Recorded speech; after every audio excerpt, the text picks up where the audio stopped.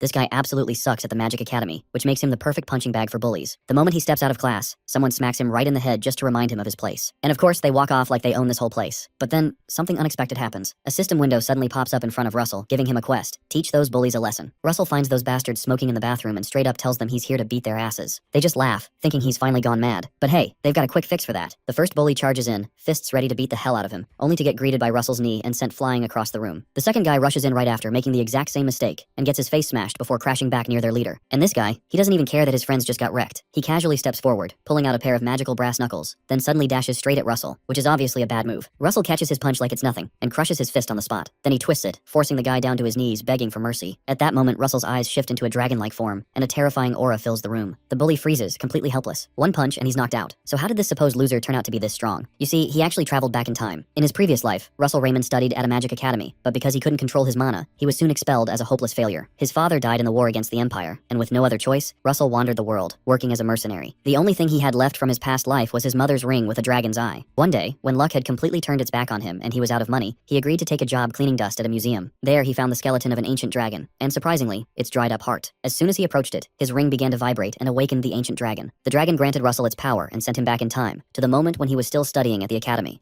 Now that he's done dealing with those bullies, Russell leaves the bathroom and sits against the wall on the floor, wondering if he went a little overboard. Right at that moment, the system notification materializes before him, and he receives the lowest grade magic stone as promised. As soon as the stone is in his hand, the system tells him to consume it. While Russell is not sure if he's really supposed to eat it, he believes that this must be another opportunity that's mixed in with being given a chance to live life the second time. He starts to chew the stone, and he realizes it tastes really nice. Suddenly, a red energy called mana starts to appear around his body. The energy soon envelops him, and it freaks him out. The screen notifies him that he has obtained the mana contained within the stone. Suddenly, he feels a sensation coming from his chest, and he's still freaked out. Our guy suddenly realizes what's happening, and he places his hands on his chest to stabilize himself. He realizes that the mana he consumed is flowing out, so he calms down so it can do its thing. The screen comes back and tells him that the mana in the circle is increasing. The mana isn't just increasing. The mana he received is being absorbed by the magic circle around his heart. He remains calm and is glad that it's finally stabilizing. Our guy suddenly grins because it looks like he's hit a jackpot. With this new method, he can finally overcome the mana vein narrowing that he has always dreaded. He thinks about the fall of his family, and then his expulsion from the academy. As if those experiences weren't bad enough, he had to settle as a third-rate mercenary. Finally, it looks like he can change the future that he has foreseen. He paces through the hall with a newfound joy, and it looks like things are looking bright. Moments later, Russell knocks on Professor Hubert's door, and he's told to come in. He walks into the room and the old man tells him to sit. Russell sits down dejected, and the professor calls his name the way elderly people do when you get into trouble. Professor Hubert tells him that he's not his usual self today. To help solve the problem, he continues by suggesting what the problem could be. He asks Russell if he's going through something difficult. The professor informs him that he heard a rumor that his classmates are bullying him, and he wonders if that's the cause. Russell recalls his fond memories with Professor Hubert in his past life, and he recalls how he never gave up on him. He finally smiles when it's his turn to respond, and he remembers that he always wanted to say this. So he informs the professor that there's no need to worry. The old man is shocked by his words, and Russell thanks him for asking. The professor coughs and states that it is his job as a professor to take care of his students. He adds that, however, because he'll get punished because he dozed off in class today. The professor opens the book in front of him and tells him the punishment won't be an easy one. He's given an assignment to write an analytical report on a part of their textbook. Apparently, it's a section that even those in the upper years struggle with. While he speaks, the screen pops up again, and announces to him that his new mission is to complete Professor Hubert's assignment. The system informs him that he can get additional rewards depending on the level of completion and Professor Hubert's level of satisfaction. The reward is another lowest grade mana stone plus some mysterious thing. Russell's eyes widen when he realizes that even completing assignments are missions. The professor notices his eyes widening, so he asks him if the assignment is too difficult. Russell tells him it's not, so he thanks the professor. Later, Russell completes the assignment after a few hours. He thinks to himself that the assignment isn't as difficult as it was made to look. In his previous life, he used to study the theoretical part of magic really hard because he was hopeless at using mana practically. But there is something else to pay attention to in this new life. There's something else that's just as important as studying. That thing is called mana vein training. Russell remembers one of his jobs as a mercenary where he's escaping from a monster. He explains that the mana vein is the path that circulates mana. Mana is absorbed through breathing. Mana is also circulated through the mana veins and is collected at the heart. In the flashback, the monster closes in on our hero. The monster smashes one of its large claws on the ground, and Russell quickly jumps out of the way. While he's running, he turns back and notices that the monster is coming to attack him again. He explains that the reversal of mana flow out of the body is called magic. In the flashback, he does some circle magic and releases some fire out of his hands. It's a great deal of fire, and the fire envelopes the monster. The thing is that the stronger your mana veins, the more mana you can collect and the faster you can release it. After the fire clears out, the monster is obviously unscathed. It seems that he couldn't release a fire that's strong enough to hurt it. He realizes he's cooked, so he tries to generate a shield to block the monster's next attack. Before he can complete the chant to cast the spell, he feels a sudden impact. The monster quickly gives him a sucker punch with its tail. The monster finally moves forward to finish him off. Still in the flashback, Russell explains that his sickness made fighting monsters an absolute nightmare. He remains in the rock, slightly unconscious. Suddenly, he regains his consciousness. He's quickly met by another hit by the monster that launches him deeper into the hollow stone. He wonders if the skies sympathized with his unlucky fate, or if it could just have been luck. The thing is, that fall launched him into an underground site. When he gets up, he groans and tries to find his way out. Inside this site, he finds 2 grimoires containing strange secrets. Our guy walks towards the books and goes to pick them up. The first book is called Overvain, and the other is called Wizard Body. Back in the present, Russell goes on a jog to continue his mana vein training. He explains that the book named Overvain trains the physical body and broadens one's mana vein. The other book called Wizard Body teaches you trainings that help substitute your muscle tissue for a part of the mana vein. In other words, the stronger your body gets, the more firm your mana vein gets. Russell recalls that the change he experienced doing this as an adult wasn't so much, but since he's in his growing stages now, he'll be able to see greater results. Our guy trains vehemently, determined to overcome mana vein narrowing this time. Shortly after, the sun starts to set while he's still training. Our hero goes to rest near a tree, and he confesses that he can't go on anymore. He gives himself a pat on the back that this much training should be enough for his training regime for one day. Suddenly, the screen appears again and notifies him that the mission to practice the ancient skill called Overvain requires him to run 5 kilometers, but he's only done 0.05 out of 5. The reward of going 5 kilometers is that the speed improvement resulting from practicing the skill will increase. Russell winces after reading the notification. To give him an incentive, the system notifies him that while practicing Overvain, he can repeat this mission once a day. The system also adds that based on how he improves, the distance that's required each time will increase. Lastly, after he reaches a certain level of Overvain, the mission will no longer appear. Russell becomes alarmed and asks the system what the rush is. The notification sounds like a threat, so he decides to train. He reasons that he barely managed to obtain such an opportunity, so he can't just sit still and let it pass him by. Shortly after, our guy pushes further and goes 1.4 kilometer out of 5. He goes further and does 2.7 kilometer out of 5. At this point, his legs begin to shake. It gets to a point that he has to take a break because it feels like he's broken his knee. He checks the screen and notices he's gone 3.6 kilometers, so he comforts himself that he's almost done. He decides to give it one last push. With all his remaining strength, our boy runs like a madman to meet the target. Late at night, he finally sees the notification that he has completed the mission and there are rewards for it. He lies on the ground and he feels like he'll die if he takes another step. The great achievement makes him smile, and he wonders how he's going to walk back to the dorm. The next morning, Professor Hubert goes through Russell's report, and he can't believe his eyes based on how in-depth it is. He looks up at Russell and asks him if he's sure he was the one who prepared the report. Our guy gives a sly smile and affirms that he did it himself. The professor notices his confidence. Professor Hubert finally speaks and tells him he's very satisfied with his report. Suddenly, the screen pops up again and notifies him he has completed the mission, and he'll now receive a reward. His rewards are another lowest grade mana stone and an additional gem of the same size. He also receives increased understanding of the art of summoning beasts. Because of this increased understanding, he'll get an increase in power, a decrease in mana consumption, and reduced casting time. Russell realizes that the higher his level of understanding becomes, the stronger he becomes. He quickly decides to leverage on that. The professor commends his work and tells him he can take his leave now. Before he leaves, Russell decides to ask the professor a favor. Moments after Russell has asked the favor, the professor asks him why he would want to use the faculty library. The man mentions that the student library should have enough books to suit all of his needs. Our boy informs the professor that he's read all the books in the student library. That sounds hard to believe, so the professor asks if he's really read all of them, to which Russell replies affirmatively. His teacher says that's shocking to hear. However, he says that even if he's being truthful, it's an entirely different matter to allow him to use the faculty library. The professor tells him that he'll put him through tests to ensure if he's qualified for that. Russell lights up and agrees that that is totally understandable. Shortly after, several mission windows pop up, all requesting that our guy complete each assignment that the professor gave him to get the rewards. While he's out running, he thinks about how many assignments the professor gave him, and reasons that he's quite a picky man. Considering that the better one can understand theory, the stronger their magic, our boy decides that it will be worth it. He determines to get access to the advanced level knowledge in the faculty at all costs. Eventually, he considers that he'll also get a mana stone from each mission, so it's like killing 2 birds with 1 stone. While he's enjoying his drink of water, someone walks up to him and calls his full name. The boy's name is Anton Frederick, and he seems to be related to Coma. Anton mentions that Coma, his friend, had to suffer because of him. Russell sharply retorts by asking what's wrong with that, and he asks if Anton is here for revenge. Anton laughs and says there's no point in coming here to take revenge against him, and his friends laugh with him. He tells Russell to stop deluding himself. He jokes that no one would take revenge on a worthless piece of shut like him. Anton tells him that he'd rather trample him than take revenge here. The bully walks past him and intentionally collides with him, reminding him that they'll meet in class. Russell remembers that they have class soon, and he wonders why Anton is so smug about it. He suddenly recalls that the class they have together is Practical Magic Combat Studies, where students are graded based on their sparring matches with each other. The bad part about it is that in his fights against Anton in his past life, he was always humiliated in that class. He recalls Anton always beating him at fire magic and towering over him. He would grin and make fun of him because he doesn't have good mana veins. Russell can't believe he had foolishly forgotten that they have to do those. Our boy decides that he has to quickly start preparing for it. Better late than never. Suddenly, the screen notifies him that he has a new mission to achieve the second circle by increasing the level of understanding of the attributes that he currently possesses. That day, Russell spends all this time doing each and every assignment the professor gave him, and he works into the night. The next morning, he brings a pile of papers to the professor's office to submit the assignments. The system shows several notifications for each assignment and tells him that he has completed his mission and will now receive his reward. That evening, Russell returns to the dorm after a day well spent and decides to check out his rewards. He looks at about 10 mana stones that the system gave him, and he contemplates what to do with them. A growing uncertainty rises within him as he picks them up. He wonders if his body's mana load will be able to handle several mana stones at once without causing adverse effects. Eventually, he seems to accept his fate and proceeds to take the stones. He tells himself that he'd have to trust the training he's been going through for so long. A few seconds later, our boy boy tosses all 10 stones in his mouth and chews them up. For a short while, nothing happens. Moments later, the mana from the stones is released, and his body is suddenly enveloped by the mana. It becomes more pronounced, and the entire room is consumed by a bright light. He suddenly begins to feel like his body is burning. To absorb the mana towards his heart, he quickly makes a path into his mana veins. Russell starts to create a path to mold the flow of the mana. He continues to direct the flow of the mana to channel it to his heart. It's clear that he's in some pain, but he decides to bear it. Furthermore, he starts to twirl the mana flow around to draw a new circle around his heart like the first one he has so he can achieve a second circle. If he fails at doing this properly, his heart won't be able to make it. Our boy carefully draws the second circle but hesitates before he reaches the end, afraid that he'll mess something up. He decides that there's no going back, so he decides to finish it up. His veins begin to absorb the generated mana once he concentrates and completes the circle. Our boy refuses to give up, no matter the consequence. There's no way he can achieve his dream of being a world-class mage without doing this, so he promises himself to achieve a second circle. Suddenly, a bright beam of light bursts out through his window, and it looks like he's exploding. Moments later, Russell wakes up on the ground, and he realizes that he was able to do it successfully. He realizes that he's finally achieved the second circle. Finally, the mana flows into his body while he lays on the ground. Suddenly, the system notifies him that he has completed the mission, and will now receive rewards. Apparently, his understanding of the elemental attributes has risen greatly, so the power of each elemental magic has also risen greatly. The next morning, the professor reads through all of the reports that Russell submitted to him. He exclaims in amazement and confesses that he can't believe that he was able to complete all those tasks in a short period. The professor tells him that there's one last question before he can grant him access. It's a question that is more fundamental compared to the previous ones. The professor asks which of the structures is the most important among the 4 structures that magic is comprised of. The question shocks Russell, who just stands there in silence. Professor Hubert notices his silence and starts to regret asking a student a question that he himself has recently just figured out. To avoid overwhelming him, the professor quickly gets up and proposes to ask a different question. Russell, who was silent all along, starts to answer the question anyway. The professor is taken aback by Russell's confidence. Shocked that he has an answer, Professor Hubert stops talking and listens to him. Russell finally answers that the most important structure in magic is the mental image of the one performing magic. The professor hesitates for a moment and considers the answer he gave. Professor Hubert finally asks him why he thinks that is so. Russell thinks deeply about the question before he speaks. He says that magic is manifesting something into the real world using mana. The world categorizes this process into 4 different levels. The first level is known as assimilation, where you learn the principles that guide natural phenomena. The second step is creating a mental image, where you visualize what you've learned in your mind. The third step is called construction, where you construct formulas in order to manifest the visual image. The final part is manifestation, where the magic comes to exist in the real world through the formula. Russell adds that understanding construction and manifestation can be learned through enough effort and studying. However, mental image is not something that can be reached through effort. Breaking out of one's limits and reaching freedom of imagination through courage is what decides the level of mental images. Our boy holds out his hands and generates a flame to explain his point. He explains that he can choose to pretend that this flame is an arrow and visualize that in his mind. If he does that, the flame will become the second circle magic fire arrow. True to his words, the flame in his hands morphs itself into the form of an arrow. Next, he says that he can also choose to imagine something else. Apparently, the flame will follow his imagination and will become something entirely different. He says that he doesn't have to place a limit on his mental visualization, because doing that can allow him to create something that doesn't exist in this world. The professor just listens keenly and affirms all that he has said. Russell says that it all begins with understanding how the world ends and then twisting the rules of the world to achieve something beautiful. Russell puts out the flames and confidently ends his explanation. Professor Hubert, who has been listening all along, thinks about how remarkable Russell seems to have become. He finally speaks and says he's been able to confirm what he's been thinking. The professor smiles at him and says that the student library is too small a world for him. Suddenly, the system notifies our boy that he has accomplished the mission of gaining entry into the first floor of the professor's library, and he'll get 2 low-grade mana stones. Later that day, Russell walks into the first floor of the professor's library. Only the first floor seems to be pretty expansive, which he finds intriguing. To him, this is very different from the student library. He quickly starts digging through the books and finds a few. He goes to have a seat and starts reading through the books. To him, these books are more practical than what they usually have access to. Suddenly, a woman steps into the library and watches Russell from behind. She finally exclaims to get his attention, and she tells him that he's reading quite an interesting book. Russell is shocked to hear her voice, and he realizes he's not alone. He quickly drops the book and turns around. Oddly, he doesn't see anyone, and it turns out that the woman has somehow disappeared to his front, and she signals him to look forward. She is dressed like a mage, and Russell recognizes her. The woman smiles at him, and he recognizes her as Dariah Snow White, the master of the Flame Tower. He quickly greets her and introduces himself. Russell immediately becomes uncomfortable in her presence. This is because she is in the realm of the 8th circle, which not many in the world have been able to reach. Despite being over the age of 80, she uses an incredible amount of mana to maintain her youthful appearance. She is the master of the best-ranking magic tower of the Red Tower faction called the Flame Tower. Daria is surprised to learn that he knows her. She brings out a large lollipop out of nowhere, and she quickly puts him at ease, telling him there's no need to be nervous. Wondering how a student was able to gain access to the professor's library, she turns around and asks him. Russell informs her that Professor Hubert had allowed him to use the library. Daria exclaims softly, and asks if an uptight man like Professor Hubert really allowed him to use the library. Our boy starts to grin when he realizes that the professor can be a bit uptight in truth. She mentions that it makes sense, and it explains why he was learning something quite interesting when she came in. The woman scans him with her eyes and notices that he has extremely pure mana, and senses that his mana distribution is very stable too. She glances back at him and mutters that it's rare to find someone like him. Daria walks past him and tells him not to worry. To ease his tension, she assures him that she's not here to lecture him or get in his way. Russell bows again and thanks her for her kind words. Daria suddenly strikes the ground, and a bright light comes out from the spot. She tells him to grow to the best of his abilities, but when he looks back up at her, she's nowhere to be found. All that's left of her is the bright light, and it appears she had teleported elsewhere. Russell is left awestruck, and he just looks at the spot where she was standing. After he finishes, MC steps out of the professor library and quietly shuts the door, still shocked from the encounter. While he's still daydreaming, he hears a voice from behind who's asking if it's our boy who is standing by the door. Russell looks back at the person talking, and it turns out to be Anton and his gang. Anton's friend wonders why Russell is coming out of the professor's library and asks who he thinks he is. Anton remarks that it seems Russell must have kissed some professor's a-hole, but it doesn't change the fact that he won't amount to anything. The boys walk away laughing, and Anton tells Russell to keep trying his best. As he walks away, he glances back and says that it's not going to do him any good anyway.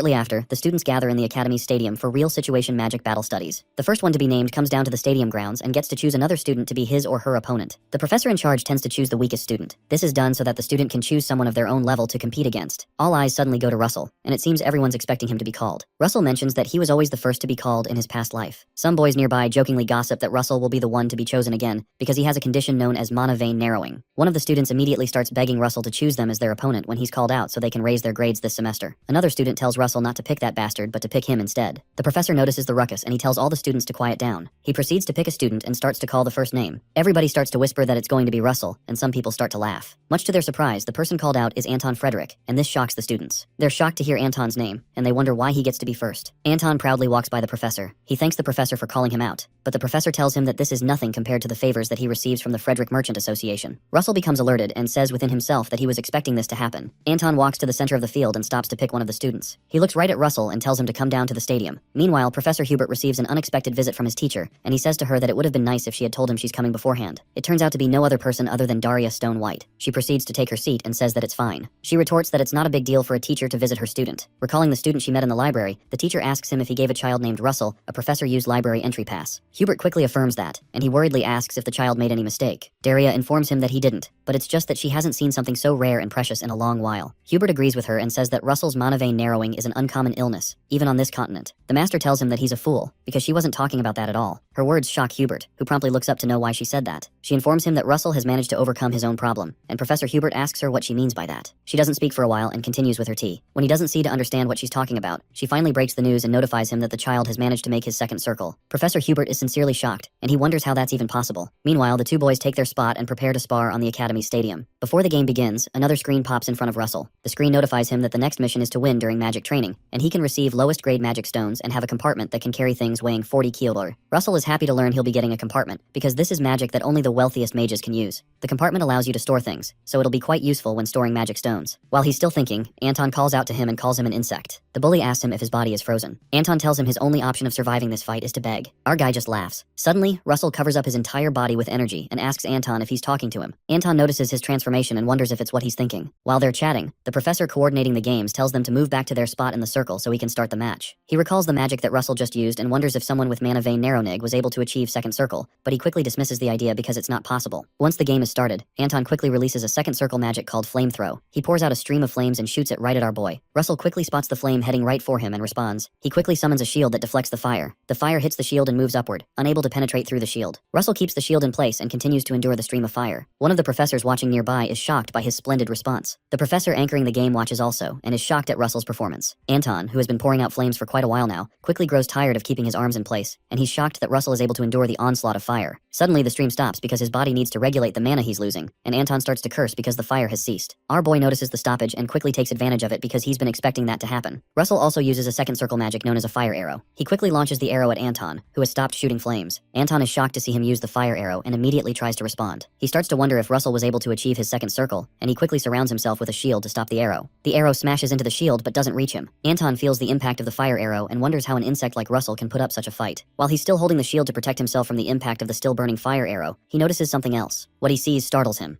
Right in front of him, Russell has already successfully cast a second fire arrow. Our boy launches the arrow at him and doesn't show any mercy. The second arrow heads for Anton's shield, and Russell doesn't give him any breathing space. The professor anchoring the session is shocked and wonders if it's a double casting. The other professor tells him that it's not double casting, but it's more like his casting speed is so fast that it seems like it. While they talk, Russell creates another fire arrow. Anton notices this, and he wonders if making a fire arrow is all that his opponent is capable of. He decides on a secret way to beat him, and he changes his shield structure. He changes his shield into one that's specialized against fire using another second circle magic. Meanwhile, Russell notices the change and smirks because that is what he's been waiting for. Anton gloats about his plan to wait till Russell expends all his mana on his fire-resistant shield, then fight back. Unlike what he expected, Russell cancels the casting of the fire arrow and starts to cast another spell. The fire in his hand disappears, and some strong wind starts to appear. Anton is shocked by the sudden transformation, and he exclaims because it seems his plan has been foiled. Russell uses a second circle magic called a wind arrow and launches it right at his opponent's shield. Anton is struck by the arrow and falls backwards. He's shocked that the insect was able to identify the type of shield he was using and modify his casting. The new professor who is watching the fight opens his mouth wide and wonders if this is the same Russell he knows. Meanwhile, the professor who rigged the selection to pick Anton can't believe his eyes and continues to sweat profusely. Anton groans from the pain of the impact and loses control of his shield. The impact pushes him far back, and he's almost out of the circle. Anger rises in his eyes, and he can't believe that such a little runt is beating him. Before he can make his next move, Russell closes in on him and starts to cast another spell. This time, our boy casts a lightning spell. A lightning beam comes out of his hand and hits Anton right in the chest, knocking him further back. His eyes roll back and turn white as he groans from the excruciating pain of the strike. He tries to generate fire to counter the attack, but he's too weak. Russell doesn't give him a breathing chance and rushes him again with another attack. He attacks the bully with another lightning strike. The professor who rigged for Anton starts to protest that he doesn't recognize the type of magic that Russell is using and says the match needs to be immediately stopped. Nearby, Professor Hubert tells the complaining professor to take a closer look at what's covering Russell's body so he can be convinced it's really magic. The professor quickly looks at Russell's body and is shocked. He sees a bright aura around Russell and stammeringly remarks that he's using mana like a knight's aura. Professor Hubert smiles proudly and mentions that he doesn't know how he got to do this, but it seems he's found a way out of his problem. Meanwhile, Russell continues to pummel Anton to the ground. He soon stops after Anton creates a comfortable hole in the ground. The students are all shocked by the turn of events, and their jaws almost fall to the ground. The crook professor wonders how this could have happened. While he's thinking, he hears a voice ask him what he's doing. He quickly looks to his side, and Professor Hubert reminds him that he's supposed to announce the winner. The crook professor stutters and quickly announces the winner. He loudly declares Russell Raymond as the winner. Due to the odd turn of events, the professor slowly walks towards him. He awkwardly commends Russell and tells him he can leave, but Russell says that it's not over yet. When the professor asks him what he means, our boy reminds him of the class rules. According to the class rules, unless a victor surrenders, they should be allowed to call upon the next opponent. Anton's friends exclaim in shock because they realize that they're up next to get their behinds whooped. Russell promptly points at one of them and tells him that he's next. The system suddenly brings up another notification that informs him his new mission is to win the next magic duel, with rewards of 2 lowest grade mana stones and additional rewards for consecutive wins. Russell looks at the boy and he tells him to come to the fighting circle. After the game, Professor Hubert mutters to himself that our boy won 14 duels in a row. Considering the game, he reasons that Russell has great insight. He seems proud that he was able to recognize how much potential Russell had a long time ago. However, the professor starts to wonder how he was able to grow so quickly. He recalls all his moves on the field. Meanwhile, Russell receives a notification that he's completed his mission, and a compartment has been unlocked as a reward. The system notifies him that all his rewards will automatically be put in the compartment from now on. He also gets a series of mana stones as rewards for each fight he won. There seems to also be an unknown thing in the compartment, which the system gave him as a reward. Russell glances over at the notification about the unknown thing and wonders what it could be. He summons the compartment to find out. Our boy reaches into it and checks around. When he brings it out, it turns out to be some sort of map where X marks the spot. A notification pops up again with a new mission where he has to go to the location on the map and complete the mission assigned there. The system notifies him that some lights will guide his way when he approaches the location. The reward for the mission is something unknown, as well as 5 intermediate grade mana stones. The system issues a warning that it's best to try this mission after he has reached the 3rd circle. Russell is shocked when he reads that he'd have to get to the 3rd circle. He thinks about the 3rd circle, and he remembers that he's tried multiple times in his past life, but has never managed to get to that level. Another issue is that he doesn't know where this mystery place is, and he can't seem to be able to tell from the map. He quickly goes to the professor's library and hopes to find something that will hint at where the place is. He drops a series of books on the table and hopes to find a clue in one of them. The first one he finds is called Endymion Kingdom's Outer Territories, and he eagerly flips through it. There's no luck with that one, so he checks the next one. He doesn't find it, so he checks the next one. That one too doesn't have any information, so he checks another one but doesn't find it. After checking dozens of books, he groans in frustration upon realizing that none of the places in these books match the location he's looking for. He curses in frustration as he leaves the library and realizes that he's wasted too much time. He decides it would be better if he just focuses on reaching the 3rd circle first. When he goes through the hallway, several of the students cower in fear after watching his display in the stadium. Russell thinks to himself that he's managed to escape resentment and bullying. The only issue is that he's still a loner. While he's thinking, he hears someone call out to him from behind. He looks back, and it turns out to be Professor Hubert, who warmly asks him if he can come see him in his office. Russell cheerfully accepts to come see him. When they get to the office, Professor Hubert remarks that it's almost summer break. He pours them both some tea and asks Russell if he has any plans for the break. Russell tells him that he doesn't have any plans yet. Upon hearing that, Professor Hubert asks him if he would like to work with him on a research project, and this shocks him. The professor mentions that depending on how he performs, he can even get to have his name right after his as the author. Russell picks up the research paper and looks at the image on it, and he recognizes the place. The professor asks him what he's thinking about when he notices the surprise on his face. Russell promptly apologizes and tells Professor Hubert that he actually has plans for the summer. The professor looks at him puzzled, wondering why he had just said he didn't have any plans. Russell hands him the book and tells him he plans to go to the place drawn in front of it. He also hands him the map that he got. Professor Hubert looks at the place on his map and recognizes the place as Maldiva. A while later, when summer break arrives, Russell begins his journey to Maldiva. He sits in the back of a coach as he enjoys the view from the window. Later, Russell summons the compartment again. He picks a mana stone from the compartment and tosses it in his mouth. mouth. He tells himself that this will fill up his stomach for the journey ahead. He says to himself that he'll reach the third circle before he reaches Maldiva. Meanwhile, the professor thinks about the strangeness of Russell's trip. The reason it seems strange is because someone else is also going to Maldiva. He believes Daria, his teacher, must be in Maldiva right now, and it may be a good thing that Russell is headed there. Meanwhile, by the Endymion Maldiva Sea, Daria gets a suntan by the beach and enjoys her vacation. She says within herself that the place may be her hometown, but it's always beautiful in her eyes. She enjoys a drink and wonders how long it has been since her last break. She realizes she's been busy protecting the Empire, making magic research presentations, and even developing her students. The master recalls a time when she was addressing her student. She mentions the numbers 9, 6, and 3 to them. She creates some fire in her hands and explains that these 3 numbers hold special meaning to mages. The kids are astounded by the depth of her skill, and they listen to her closely. Daria teaches them that the 3 numbers signify the end as a person who is already walking the path of 9th circle magic. It signifies the completion of a 6th circle for the mage that's yet to get there, and the suffering they'll go through to become a grand mage. The 3rd circle signifies a different thing. It signifies the start of a person being alone as a mage. Daria thinks about how it feels to be alone as a mage. Suddenly, she recalls her meeting with Russell and wonders if the child is doing okay. She continues thinking about how she saw him reading an advanced magic book. Meanwhile, the coach that Russell is in finally reaches Maldiva, and the rider informs him they've reached their destination. The coach rider waits for a while and notices that our guy isn't coming down. When he comes to the back to check out his passenger, he exclaims in shock based on the state he finds him in. Sometime later, Russell furiously gobbles down some food. He tears a piece of hot dog with one hand while he eats a loaf of bread with the other. In front of him is a mountain of food, and he recalls that he used too much strength trying to calm down the crazed mana when he was trying to draw the 3rd circle. In a flashback to when the coach rider came back to check on him, the rider finds him unconscious and frantically tries to revive him, thinking he had died. In the present, Russell swallows a drink, and he's glad he's finally able to achieve the 3rd circle. He empties the cup in front of him and drops it on the table. He thinks about how awesome it is for him to achieve 3rd circle magic. The fact that he was able to overcome his limit from his past life just months after he returned to the past astounded him. He drops some coins to pay for the food and proceeds to leave. As he leaves, he tells himself that he'll have to go further than the 3rd circle. The system brings back the mission that's connected to the map and notifies him to find the location marked on the map.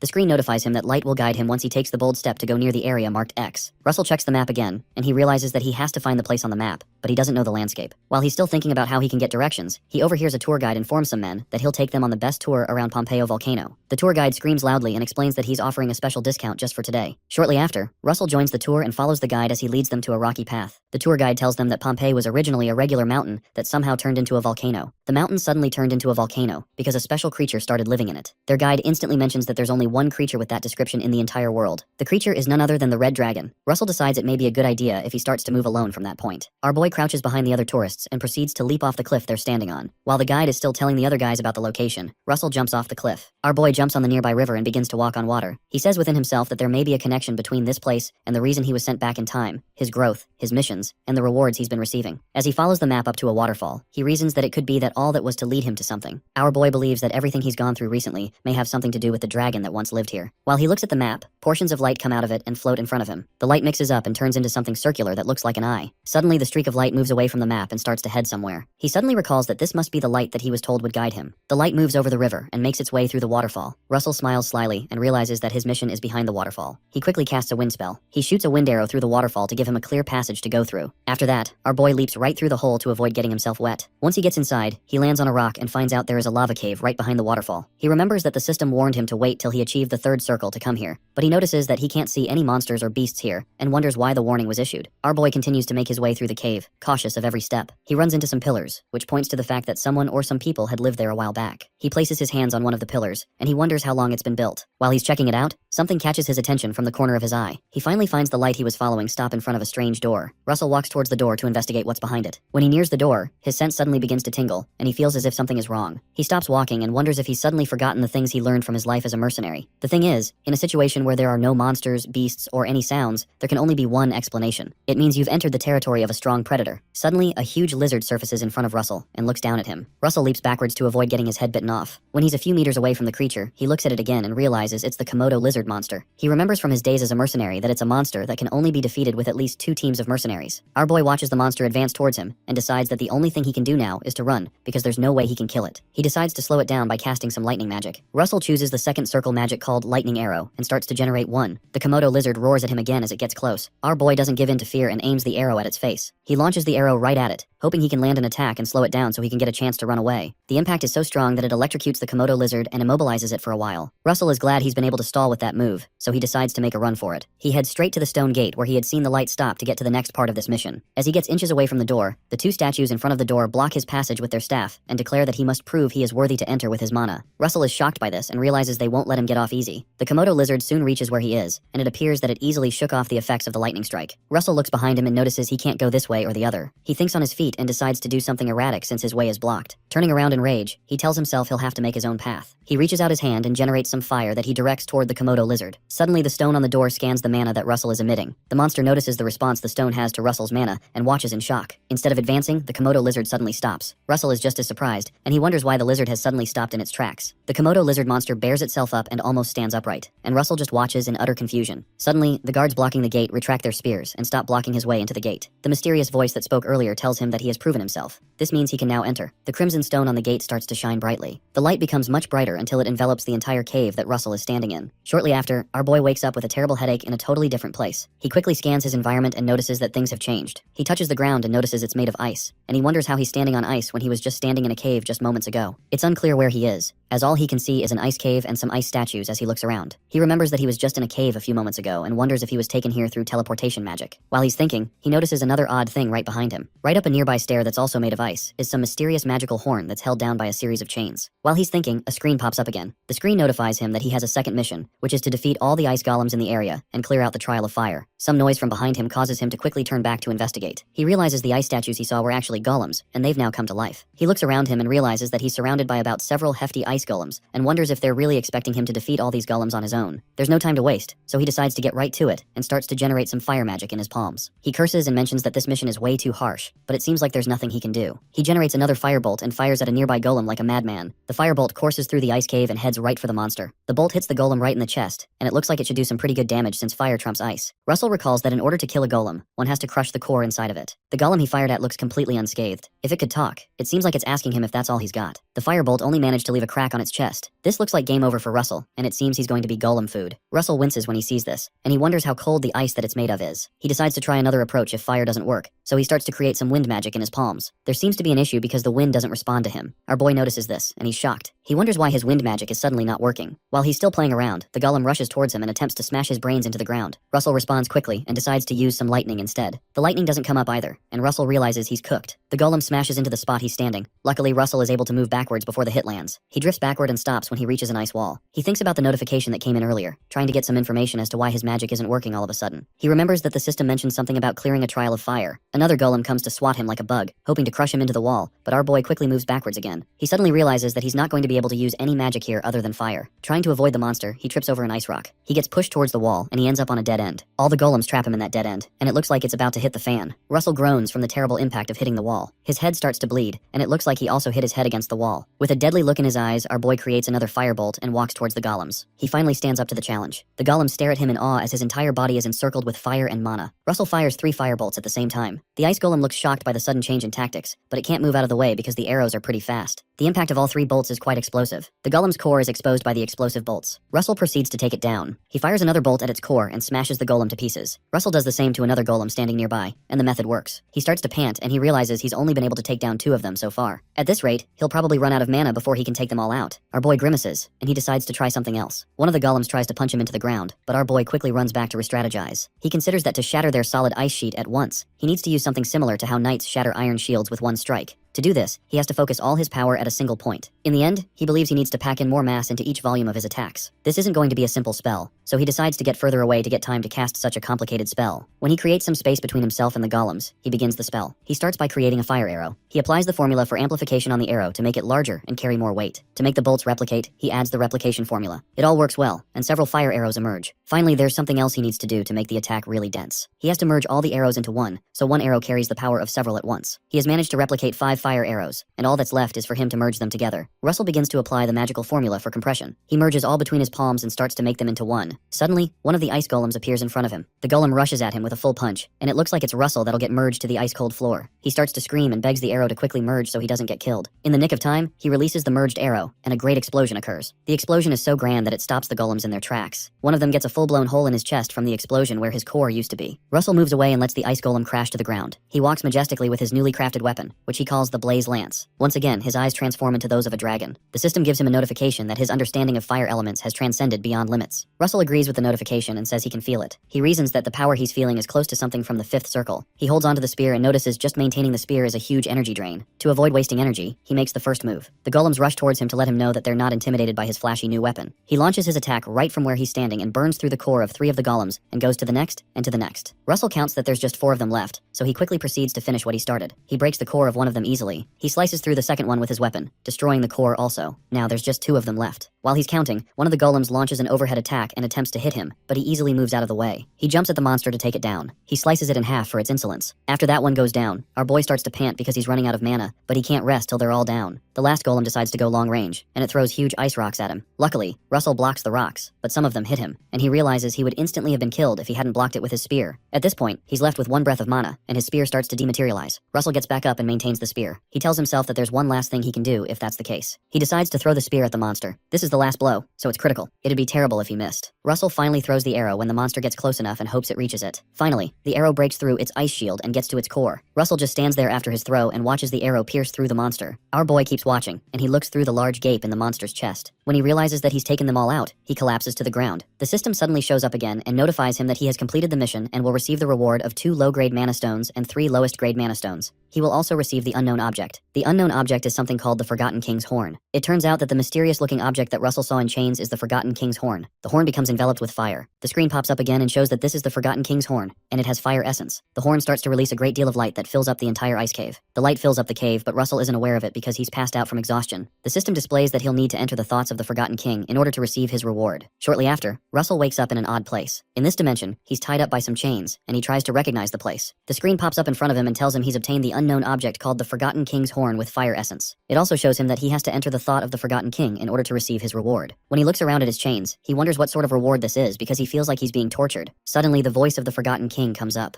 The voice of the Forgotten King continues and tells him that he's going to bestow upon him something called the King's Fragment. The horn appears where he is, covered with fire. The tip of the horn starts to come towards him, and Russell is shocked because it seems he's about to be impaled. Just like he thought, the horn pierces through him. He screams out in pain, and it's clear that the chains were put there to stop him from running away from this. The pointy end of the horn pierces through his flesh and enters into him. The horn releases a great deal of energy into him, and he looks like he's about to explode. He continues to scream at the top of his lungs due to the pain. The voice continues and tells him to use the power to do something, but Russell can't hear him anymore because of what he's going through. His body starts to burn up, and he seems to be overloaded with mana. Behind him, a large dragon that seems to be the Forgotten King appears. Moments later, Russell appears on the shore after the water carries him there. He suddenly wakes up and groans because everywhere seems to hurt. He wonders what's going on and tries to figure out where he is. It seems to him that he's still in Maldiva, because the style of building seems to point to that. He looks confused for a while, and it seems his memory starts to fail him. The system notifies him that he has consumed the Forgotten King's Horn and has reached a limit. He's also told that the mana that was over his limit has been stored. The system also tells him that his intermediate understanding of flame attributes has reached its limit and has become an advanced understanding of flame attributes. Russell closes his palm and tries to activate his mana to confirm what he's been told. His body suddenly releases a great deal of mana, uncomparable to what he's experienced before, which shocks him. Seeing how close he is to the 4th circle, he looks around him and wonders if this mana is really coming from him. Our boy remembers the treatment he got when he was in chains, but he smiles because the rewards are pretty worth it. He suddenly hears the voice of someone from behind him telling him it's nice to see him here. Behind him is the grand Miss Daria Snow White in regular clothing, whom he's shocked to see in Maldiva. She takes him to one of the bars by the beaches and mentions that she had sensed a sudden burst of mana. She says she came to check it out, and that was how she found him. Russell thanks her as he receives the drink she gives him. He smiles and says he didn't expect to see her in this place. Meanwhile, the master scans him with her eyes and realizes he's almost reached the 4th circle in such a short time. She also notices that his mana has become more pure in that time. As they continue their chat, Russell asks the Tower Master what brings her to Maldiva. She tells him that Maldiva is her hometown, but many people do not know. Russell is surprised to hear that, and he asks again to know if he heard properly. Miss Daria replies with an affirmation and says, that's the reason she comes here every summer. Because she's curious, she also decides to ask him what brings him to Maldiva. Russell hesitates before he answers, and he decides that it may be too early to tell her the truth. He finally finds a good enough excuse and he says that he came to see more of the world. The Tower Master smiles at him and affirms his statement, but she wonders whether to check the child's abilities. She decides to go ahead, so she asks him if he minds helping her out for a bit, and Russell seems confused by her question. Miss Daria flicks her finger, and suddenly some magic happens. Some fire surrounds Russell's body and clothes him with a black cape. He recognizes the symbol on the cape as the Flame Tower's symbol and wonders why she gave it to him. The Master tells him not to worry, and informs him that the task she wants to give him is something he can handle. A screen suddenly pops up and notifies him his new mission is to pass Miss Daria Snow White's test. He is informed that he'll have to help her fight off human trafficking ship pirates at Maldiva Harbor to pass the test. The reward for completing the mission is an intermediate grade mana stone. The Master mentions that she's sure that he's already aware that Endymion strictly forbids slavery. She explains that this is why they don't allow human trafficking ships to land at their harbor. Unfortunately, there are still some people who ignore their laws. She informs him that there are some guys trying to land their human trafficking ship near Maldiva, and she'd like like him to help her deal with them. That evening, they both get on a boat and proceed to carry out the mission. Mysteria informs him that she can do the mission on her own. The only issue is that the plan involves rescuing the victims as well as taking the ship. Russell catches on and tells her that means they need to pretend to launch an attack in order to distract the enemies and rescue the victims. The master commends his quick understanding. As they continue the journey, Russell thinks deeply. He considers the fact that 100 mages would come running, even barefoot, if the Flame Tower Master ever asks any of them for help. So if she's specifically asking him for help, it's not because she really needs him, but because she wants to test him. Soon enough, they reach the ship they're looking for. Before she gets off the boat, she tells him that what happens from now on might be too much for him. She explains that he has to deal with it because the path of a guardian is not always smooth and noble. Apparently, this is just another fate of mages. After she's done talking, she steps on the edge of the boat to go to the ship. She levitates to the side of the ship and tells him that she'll attract their attention and make it look like an attack, which will give him enough time to save the people they kidnapped. Russell just watches as the Flame Tower Master flies to the top of the ship, and he seems pretty tense. Miss Daria flies upwards until she gets to a comfortable height above the ship. When she gets to a suitable height, she stops there and says this height should do it. She suddenly begins to activate her mana. The entire place fills up with a bright, blinding light, and she screams out to Russell to go help the people. When the pirates see the bright light, they become afraid that they're being attacked. They head to the deck and start to prepare a giant crossbow to fire at the Flame Tower Master. Several of the men arm themselves with smaller side crossbows, and they prepare to protect the ship. Their leader gives the signal and tells them to fire at the light that's over the ship. Dozens of arrows fly into the sky, aimed at the light over the ship. Miss Daria just smiles from within the light at their pathetic attempts to attack her. One of the soldiers starts to curse when he realizes their arrows didn't reach the master. Miss Daria creates a ball of lava in her hands and releases it towards the ship, causing it to split into several parts. Master Daria says she'd like to see if they're as skilled as they're bold. On the deck, the portions of lava drop onto the ship and start small fires around the ship. The pirates see the fires and are shocked. One of them tries to put it out by stomping on it, but it doesn't work. Eventually, a fiery hand comes out of the fire and grabs the guy's leg. They're not fire after all, but golems made of fire. The guy is extremely shocked as he struggles with the little creature holding onto his leg. All the portions of fire transform into little fiery dwarfs that seem to also be holding weapons made of fire. The men crowd around the golems, unsure of how to deal with them. These golems were specially created by Miss Daria Stone White and are called dwarfs of burning wood. While the men cower in fear, one of them, who's pretty confident, walks towards the golems with his axe. Meanwhile, Russell climbs onto the ship. He manages to jump into the ship while the men are distracted. The confident man tells the others to move, because they're afraid of nothing. Russell watches as the man walks to one of the golems and attempts to deal with it. He watches as the man bears down his axe on the golem that's just watching him innocently. The cocky guy swings his axe and divides the golem in two. Moments late, the goblin starts to mend its body back, and it doesn't look too happy. Russell keeps watching, and he's amazed that he gets to see these creatures in person. The assaulted golem responds and changes its shape and starts to wrap around the man's legs. Soon after, the golem completely changes its shape and constricts around the man, setting him on fire. Russell is shocked by how quickly the golem is able to transform its body. Meanwhile, the other men watch their mate get burned to death in shock and horror. Russell snaps out of it and decides this isn't the best time to be watching such things in amazement. He leaves the spot and makes his way down some stairs to get to the interior of the ship. Below deck, there's a large prison facility that probably houses the captives. The guy that's on guard duty notices the ruckus and wonders what's going on the deck. One of the prisoners blurts out that it seems the Navy has come to get them, and he rejoices that they're saved. Their guard hits their door with his weapon to scare them and stop them from talking. He tells them that it doesn't matter what happens, because none of them will ever escape from their grasp, and the men cower in fear. When they keep quiet, he asks if they heard what he said. Meanwhile, Russell lays a hand on the back of his neck. Our boy decides to knock him out, so he uses some lightning magic. A lightning bolt comes out of nowhere and hits the fat guy. One of the prisoners notices their unconscious guard and comes closer to ask if he has come to save them. He smiles at the man and tells him he has come to save them, but he informs him that it's safer for them to remain indoors until all the pirates are gone. The man falls to his knees and starts to thank God for answering his prayers. Russell looks around and wonders how many people are confined in this small area. While they're waiting, our guy sees something quite disturbing. He sees a little boy crouched in a cell and is shocked that the heartless pirates are even selling kids as slaves. He becomes really angry and calls the pirates trash-like bastards. Moments later, some of the other men come to the prison and they spot Russell. The men quickly notice the unconscious body of their comrade that's lying on the ground. They realize that the ship has been invaded by the enemy, and one of them tells the others to get the bastard that invaded the ship. All three men bring out their swords and move towards Russell. Our boy, who was already angry that they would kidnap a child, tells them he'll be the one apprehending them, and he starts to create a chain out of lightning. He uses a second circle magic called chain lightning and throws the chain towards them. The chain bounces from one person to the next and electrocutes all three men on the spot. They're all electrocuted and become unconscious. One of them threatens that something bad will happen if their captain comes, but Russell doesn't let him finish his statement, and he electrocutes him with more lightning. Our boy continues by checking the other room in the prison facility. He runs into a dark cell and asks what the deal with the cell is. One of the people inside the cell asks him if he's a mage from the flame tower. Russell quickly creates a ball of light in his hands so he can see better into the dark cell. What he sees shocks him because he notices the cell contains several elves. The male elf asks him if he's a mage from the flame tower one more time. Russell realizes he must be asking him that because of the symbol on his cape. He informs the elf that he's not a member of the flame tower yet, but he's met with a rude response as the elf says that whatever he says is fine. The elf stands in front of the gate looking unimpressed and tells him to open the door already. Russell thinks to himself that he's obviously going to open the door, but but he wonders why this guy is annoying, even though elves are known to have huge egos. He takes a good look at the guy and wonders if he should just leave them there. Suddenly, another voice comes from within the cell and tells the first guy to stop. The female elf among them reminds the first guy to mind his manners. The other male elves are startled by her voice, and they call her Ilo. She tries to stand up, so they help her get up. Ilo informs the others that Russell isn't an ordinary human. She walks towards the gate and tells them that he possesses mana that's as pure as the light from a sunset. Apparently, Russell is giving out a scent of spirits, so she smiles at him and tells him. The other elves are shocked by the statement that the mage isn't human. The mouthy one asks Ilo what she meant by that. Russell is equally shocked by her statement, and wonders what she means by the scent of a spirit. The elves are left puzzled, and they wonder how a human can give off the scent of a spirit. Even Russell starts to sniff himself, and he tries to pick up the scent of the spirit that Ilo had mentioned. While he's trying to sniff himself, the mouthy elf calls out to him. The elf requests that Russell save them from there, and he even bows to him. All the elves in the prison follow suit, and the mouthy one begins to beg him. Russell becomes slightly uncomfortable as he watches them. He notices that all the elves, who are usually known for their big egos, were easily changed by one sentence from the female elf. He looks at her and wonders if she's a high elf. Later on, he starts to apply some heat to the lock and tries to break it. While he's on it, Ilo refers to him as a guardian, and asks him if he has defeated the pirates and bosses. Russell wonders what she means by bosses. Meanwhile, in the other room in the prison facility, a man in a knight's armor walks in and finds the guards on the ground. In the hidden room, Ilo tells Russell that the bosses are more powerful adversaries. She says they're more powerful than her warriors, who are very skilled with magic. Meanwhile, the knight notices the trail of bodies and notices the door of the other compartment is open. A sly grin crosses his face as he thinks about all the things he's going to do to the intruder. Meanwhile, on the deck, the pirates keep trying to fight off the fire golems. Their captain watches them fighting while he tries to stabilize the ship.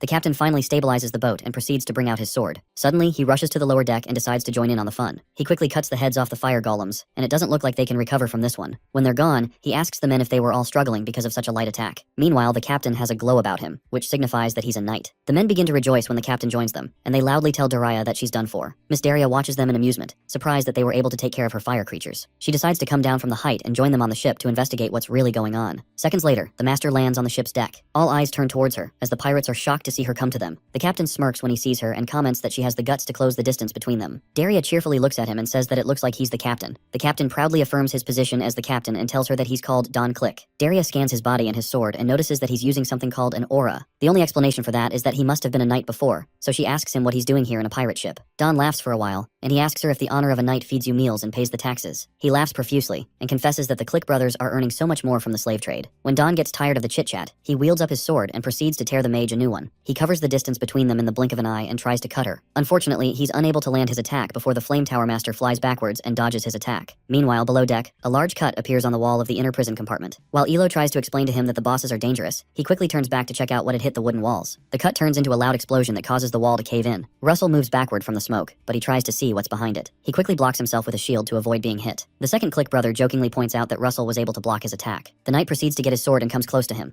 As he gets closer, he notices that Russell must be a mage. Meanwhile, Russell notices he's using an aura, which is only exclusive to knights. The system gives him a new mission and informs him that he's faced with a difficult fight. The mission is to win his first battle against a swordsman. Ilo feels tense due to the presence of the knight, and she warns Russell to be careful. She informs him that the second Click brother is the vice captain of this ship, which means he's pretty dangerous. The vice captain just brings out his odd-looking sword with a large grin on his face. He tells Russell that he may be a mage, but he's still a kid. As the knight moves forward, he asks Russell why he had only knocked the men out. He remarks that he should have killed them when he had the chance to. The vice captain tells Russell that he'll show him how it's done. Russell also activates his own aura using his mana. Our boy thinks to himself that flame magic does a lot of damage in the surrounding area because it's made of wood, so he decides to use lightning magic, especially because the man is wearing iron armor. He uses a lightning bolt and fires several bolts of lightning at the vice captain. The vice captain quickly spots his attack and moves his sword to block it. Before the lightning bolts reach him, the vice captain breaks the wooden floor in front of him and throws up some of the fragments into the air to stop the incoming lightning bolts. He commends Russell's quick thinking because he had realized his sword and suit should be conductive. Suddenly, instead of blocking the streaks of lightning flying around, the vice captain charges into it and tells Russell that there's something that he's missing. Russell notices the lightning flying around isn't affecting his armor and continues to fire lightning bolts. As our boy fires the new set of bolts, the vice captain continues to charge towards him, and he tells him that his attacks won't work on him. As the lightning bolts inch towards the vice captain, he just smiles and blocks them with his iron sword. The bolts hit the sword and dissipates instead of shocking the knight. Russell, who is still in the shield, stares in horror and wonders how the man's sword is not conducting electricity. The vice captain gets close to him and swings the sword towards his shield. The vice captain lands a strong hit on the shield, but it doesn't seem to shatter it. Suddenly, the knight stops hitting and simply removes his sword slowly from the spot he hit. As he removes his sword, Russell notices something astounding. There's a large crack on the spot the man struck with his sword, and it looks like his sword isn't an ordinary one. Suddenly, the part that was struck cracks open. Meanwhile, on the deck, Don Click moves towards the Flame Tower Master quite quickly and attempts to slash her in two. He successfully cuts her in two, but he's shocked to notice that it was just a decoy that later bursts into flames. When he finishes his attack, he sees Daria in front of him, surrounded by flames, and he hisses. He remarks that she's a mage that's really good at fleeing, but Daria doesn't respond to him. When she finally speaks, she asks him if his brother is also a knight. Don Click proudly replies that his brother is also a knight, but he adds that his brother isn't as amazing amazing as he is. While they talk, the fire around Daria becomes another flame dwarf, and Don laughs at it. He asks her if she's using the same trick on him again. The master tells him she's not and adds that it'll be a bit different this time. Don becomes alarmed and wonders what she meant. The flame dwarfs emerge from the floor. They walk towards him with their weapons, and Don wonders what's going on. Daria finally assuages his curiosity and informs him that the more of them he cuts, the more they multiply, unlike the previous ones. Shortly after, Don attacks the flame dwarfs as they advance towards him, and they become almost a dozen. These flame dwarfs are Miss Daria Snow White's own creation, and she called them Dwarfs of Hellfire. She watches him struggle with the dwarfs, and she has a look of deadly satisfaction on her face. Don starts to get tense when he realizes he's outnumbered. Luckily, he's really fast, and he keeps fighting them off. He wonders how his opponent is able to wield such peculiar flame magic, and when he looks at her again, he realizes who she is. He sees the striking resemblance with the famous witch of the Flame Tower, and he realizes she's the one. Meanwhile, there's some bloodshed below check after Russell's shield is broken. The knight notices that Russell has suddenly vanished from before him, and he wonders where he went to. He quickly looks to his side, and he sees Russell standing there, so he quickly faces him to finish him off. He wonders how Russell was able to dodge his attack when it was in such close range. Our boy just stands there and holds his bleeding chest, trying to stabilize himself. The knight recalls that his sword made contact with Russell's chest, and he could have sworn that he should have been cut into 2 pieces by now. When he looks closer at Russell's body, he notices that he also has an aura around him, and he wonders if he's also covering himself with magic to strengthen his physical abilities. Russell maintains his aura to speed up his physical abilities and to heal himself from the injury. The vice captain thinks to himself that it doesn't matter since his opponent is basically like a rat caught in a trap. Yahello, who has been watching the fight, sympathizes with Russell. Russell keeps panting, and he tries to stabilize himself from losing much more blood than he has. He says within himself that he knows a thing about knights. He remembers that he has met a knight one time in his previous life. This knight that he met was quite ruthless and had slaughtered an innocent mercenary group because one of them simply bumped into his shoulder. One of his last victims was Russell, who was badly wounded, but suddenly another mercenary came to his rescue. A strange man steps in front of him in the nick of time and decides to protect him from the ruthless knight. Apparently, the man who barely managed to stop this knight's madness was a mage. The mage created a shield between himself and the knight, who attacked his shield in rage. The mage was eventually able to subdue the knight. The knight would have won if not that the mage had a secret skill up his sleeves. Russell proceeds to create another shield to protect himself like the mage did. The vice captain rushes towards him again and proceeds to land another attack on his shield to break it like he did the last time. While he does that, Russell recalls the method that the mage used in saving him in his past life, and he replicates it. The vice captain lands another strong attack on the shield in an attempt to crack it. He successfully cracks the shield like he had expected, but something seems to be different this time. Russell reveals that the method the mage from his past used was to use one shield over another. That is the method he decided to replicate, and the vice captain's attack has only cracked the first shield he's using. The vice captain stands back, expecting the shield to crash, but he is surprised to see that Russell is unaffected. Russell catches him off guard and casts a wind spell. He uses the second circle magic wind arrow and lands one right in the knight's chest. The attack is so strong that it throws the man towards the other end of the room. The knight hits his head on the wall and lets out a groan, with some blood sputtering out of his mouth. Meanwhile, Russell staggers a bit, and he looks like he's yet to recover from the gash in his chest. His body seems to have healed, but he's still in pain, and he wonders if he has lost too much blood. He quickly breaks off the lock that he heated up so he can let out the elves. When the elves come out, they thank him for rescuing them. Our boy asks them to follow him out of the compartment so they leave the ship. Suddenly, the vice captain of the ship calls him a little brat. He gets back on his feet, and it seems the effect of the hit didn't last too long. The vice captain looks pretty angry, and he tells Russell he should have gone for his head when he had the chance. Russell wonders how he's able to survive when he replicated the attack that the mage that saved him did. None of that matters anymore, so he quickly tells Yahello to get the other captives and go upstairs where they'll be safe. The vice captain laughs at their planning and rhetorically asks Russell how he has time to rescue the slaves. He moves from where he's standing to land an attack at the speed of light. In a split second, he's already on Russell, but our boy quickly activates the shield. As usual, the blow from the sword cracks the first shield but doesn't crack the second one. The knight tells him that he won't give Russell any chance to counterattack him this time like he did the last time. He starts to attack the shields rapidly, breaking every generated shield in a matter of seconds. Russell has no choice but to keep creating shield after shield, and the vice captain keeps smashing every shield he creates. Russell decides to keep stalling until the elves are able to get the humans and leave. While they continue to fight, the elves manage to retrieve the key to the prison. Russell endures the assault for a while and waits till they can set the men and the kid free. When Yahello shouts out that they've taken everyone out and they're safe, he takes that as the signal to act on his plan. The vice captain continues to slash as the shields like a maniac. When he hears Yahello inform him that they're free, he announces to our guy that nothing will change because he will still get them. Russell suddenly changes his voice to the voice of the dragon, and he tells him that this changes everything. The thing is that he's been unable to do what he wanted to do because the room was filled with captives. Suddenly the entire room fills up with fire and they're both surrounded. The vice captain is shocked by how quickly the atmosphere has changed. Russell tells him that the captives leaving changes everything because he's now going to crush him. Every inch of the room seems to be set ablaze. The vice captain looks into Russell's eyes and notices they're now reptilian, which freaks him out. He quickly retreats and repositions his swords. The vice captain gives an uncomfortable laugh, and he wonders if Russell has changed his mind and he's finally ready to kill. He decides to act first before Russell can act. He moves quickly as usual and tells Russell he's going to pierce through him and the shield at once. As he moves closer, a bright light suddenly shows up, which causes the vice captain to slow down. Russell has taken down the shield, and he's now holding one of his own magical inventions, which he used to destroy the ice golems, his special blaze lance. The knight still continues advancing forward to impale Russell with the sword. He wonders if what he's holding is a usual fire spear. When he perceives the aura, he realizes it's not just a fire spear, and he notices that this weapon is at least several levels above an average spear made with fire. He continues his frontal assault and falls head-on into Russell's trap. When the vice captain gets close, Russell strikes him with the blaze lance, and everything blurs out. Meanwhile, above deck, Don Click continues to battle with the dwarfs of Hellfire. He soon begins to curse when he becomes overwhelmed. He realizes that the more of them he kills, the more they keep increasing, but he also knows that he can't stop killing them. Don wonders where his dumbass brother is and why he's not come to join him. The fire dwarfs keep attacking and multiplying. Don has no choice but to keep fighting back. He tells him that he needs to hold on just a bit until he can strike. Suddenly, a bright light starts to come out of the ground through the floorboards. Don looks at the ground, and he's shocked to see the light coming from the cabin underneath. He stops feeding when the light becomes brighter and appears to be tearing through the wood under his feet. Seconds later, a great burst of energy emanates from that hole and almost tears the ship in half. The impact of the energy wave knocks Don off his feet. He falls to the ground and slowly becomes unconscious. The Flame Tower Master watches the entire thing and wonders what's going on. While she's still looking, she hears a noise from behind her. Miss Daria sees the abducted people coming out. Below deck, Russell lays on the ground in the middle of the rubble. He looks unconscious and doesn't open his eyes. The screen pops up and displays a notification that shows that Russell has cleared his mission, and he'll now be receiving rewards of intermediate mana stones. When the other men notice that their captain is down, they get on some guard ships to fight back and take over the situation. Miss Daria notices the plans and laughs as she reaches for her staff. She summons all the fire dwarfs with her staff, and they float off the ground and become round. To destroy the pirates in the ships, she throws the golems into their guard ships. The Hellfire dwarfs land on the smaller ships nearby and take them all out. Meanwhile, below deck, someone comes near Russell and starts to heal him. After a short while, Russell becomes conscious, and he asks her what happened. As he tries to get up, Elo tells him not to move. She continues the healing process and adds that her mana is not completely back yet, so her healing isn't as quick as it used to be. When the master notices that Russell has revived, she tells him he did a good job by defeating 2 knights on his own, but Russell doesn't know what she's talking about. Nearby, Don and his brother are tied to a pillar for their terrible behavior. Suddenly, Ilo chimes in and tells Russell that she owes him so much. She informs him that she can't repay him immediately, but she'll find a way. She introduces herself as Ilo, Lady of the White Ash Tree Tribe, and swears on the honors of her founding fathers that she'll find a way to repay him someday. Russell introduces himself by name and courteously mentions that he just did what he was supposed to do as a guardian. Nearby, the 2 male elves quickly return to the Flame Tower Master, and they report that they've checked on the conditions of the prisoners, which Daria commends. Miss Daria is impressed by their commitment, and she commends Ilo for training such kind subordinates. Russell stares at them in amazement, and he notices the elves seem to be much nicer. He asks Lady Ilo what she meant by what she said when they were in the cabin. Lady Ilo just looks at him and struggles to remember what he's talking about. She asks him if he's talking about what she said about detecting the scent of a spirit on him, and their conversation catches Miss Daria's attention. Russell affirms that this is exactly what he was referring to. The lady answers his question by asking him if perhaps his blood is mixed with a dragon's blood. The precision of the question shocks Russell. She goes ahead to tell him that she also has the blood of the green dragon running through her veins. She explains that for her, the dragon blood she has is more like a drop of water in a lake, so it's not something major. She only adds that even with the small amount she has, she's learned that dragon blood can also attract spirits. Miss Ilo holds our boy's hands and tells him that she can smell a thick scent of spirits from him, and that's why she asked. Miss Daria Stone overhears the conversation, and she wonders if the mixed dragon blood is why Russell grows stronger at such an incredible pace. She thinks to herself that Russell might end up being a being who will shake up the kingdom of Endymion, and even the entire world. Shortly after, some of the good knights come to help the captives out of the ship. When it's time to leave, Miss Daria Stone tells Lady Ilo that she assumes that she is going to be staying in hiding until she is able to regain her mana. Lady Ilo boldly affirms that this is what she plans to do. The master informs her that her mansion is not far from here, and informs them that they're welcome to stay there with them. She also adds that she believes that Lady Ilo can be of help with Russell's training. Russell just looks completely lost, as he wonders what training the Flame Tower Master is talking about. Ilo sees this as an opportunity to repay her debt to Russell. She slightly blushes and declares that she'll be glad to join them. Miss Daria asks Russell why he's overreacting, and jokingly asks him if he doesn't want her to train him. Our boy quickly tells her that this isn't the case, and he says he'd love to. The master shows them the way and notifies them the carriages will be here soon, which they thank her for. While they walk to where they'd board the carriages, Russell asks the Flame Tower Master if it'll be okay if he undergoes her training when the semester at the academy is beginning soon. Miss Daria simply assures him that Professor Hubert will take care of it. Shortly after, they all get to the carriages. Shortly after, the coach riders stop the coaches, and it seems they've reached their destination. Miss Daria tells the others that they've arrived, and before them is a magnificent-looking mansion. The Flame Tower Master realizes they may feel overwhelmed, so she tells them not to feel pressured and stay comfortable as they go inside. As they move through the garden, everyone keeps looking around the beautiful mansion. Elo commends Miss Daria's house and says it's a very beautiful place. She thanks Miss Daria for her goodwill towards her and her men. While they're moving in, Russell glances behind him, and he notices something pretty familiar. He stops moving and looks around for a while. Something apart from the mansion's beauty draws him to the scenery, but he can't place his finger on it. Suddenly he recalls that he came here with his parents years ago. Russell approaches Miss Daria and mentions that he'd like to ask her a question. She stops and turns to listen to his question, so he asks to confirm if the villa wasn't originally hers. Miss Daria becomes uncomfortable and tells him that people will think she stole it if they hear him, so Russell embarrassingly apologizes. She affirms his suspicions and informs him that he's right, because she acquired the villa from some merchant association years ago. Russell realizes that this villa is one of the places that his family owned before his father was killed, and his family fell apart. Russell recalls that after his family's downfall, he heard that the villa was sold at a low price. He wonders how odd it is to return here in this manner. 1 week later, Elo wakes up and enters the living room. The Flame Tower Master scans her aura and mentions that she's relieved to see that Elo has regained much of her mana. Elo tells her that it's all thanks to her kindness and help. Miss Daria asks about the matter they had previously discussed regarding helping with Russell's training. Elo cheerfully replies that she's ready as ready can be. Suddenly, Ilo stops talking and asks where Russell is. Miss Daria laughs and informs her that she sent Russell to do something. Meanwhile, Russell falls off a cliff and screams at the top of his voice. Luckily for him, there's a stream of of water beneath, so he falls into the water. He quickly swims back to the top and gasps for air. He looks back at where he was standing and is worried to realize he failed at the exercise again. He recalls the assignment that Miss Daraya had given him a few hours ago. She asked him what the greatest thing he needed during his previous fight was. Russell thinks back to how he had to continuously use a shield to survive that fight, so he mentions that the thing he needed the most was distance. The master affirms that and tells him that in combat, distance is the most important thing for mages. She smiles at him and asks him to watch carefully as she does something. Miss Daria takes one step off the cliff, but some fire envelops the leg that she placed on the void. Shortly after, her entire body is enveloped with fire, and the master is nowhere to be seen. She suddenly appears on the other end of another cliff, still covered in fire, and crosses over to the other side. As Russell watches, he realizes that she just used space distortion magic. This particular method is called blink. After she crosses the void between the cliffs, Miss Daria tells him that from this point on out, he'd have to try to cross the cliff with blink. She informs him that he's going to need it in the future. Suddenly, the screen pops up and tells him his new mission is to learn blink. It reveals that the rewards are intermediate grade mana stones. Russell finally makes his way out of the water and crawls to the shore. As he climbs back up to reach the tip of the cliff, he thinks about the method called blink, and he reasons that the ability to use this method isn't based on whether you're on a lower or higher circle. When he reaches the tip, he reasons that it's a magic that can only be learned by comprehending its logic. Our boy gets up again and tries to attempt it one more time. Russell takes another step of faith. He falls to the ground again and exclaims as he falls towards the water. Hours later, Russell manages to climb back up on the rock, and he wonders if this blink thing is really just practice or is a ploy to get him to work on his stamina. After he reaches the top, he decides to focus harder this time. Suddenly, as Russell takes another step, a field of fire appears under his leg. As he prepares to take the new step, his second leg is also enveloped by fire. As he proceeds off the cliff, he hears a startling noise from behind him telling him to act now. He falls once more. Then he looks behind him and realizes that the person who interrupted him is Daria. Daria watches him fall and gives an uncomfortable smile, while our boy screams as he falls to the ground. That night, Miss Daria takes Russell and Ilo to a private place in a rocky area before a fireplace.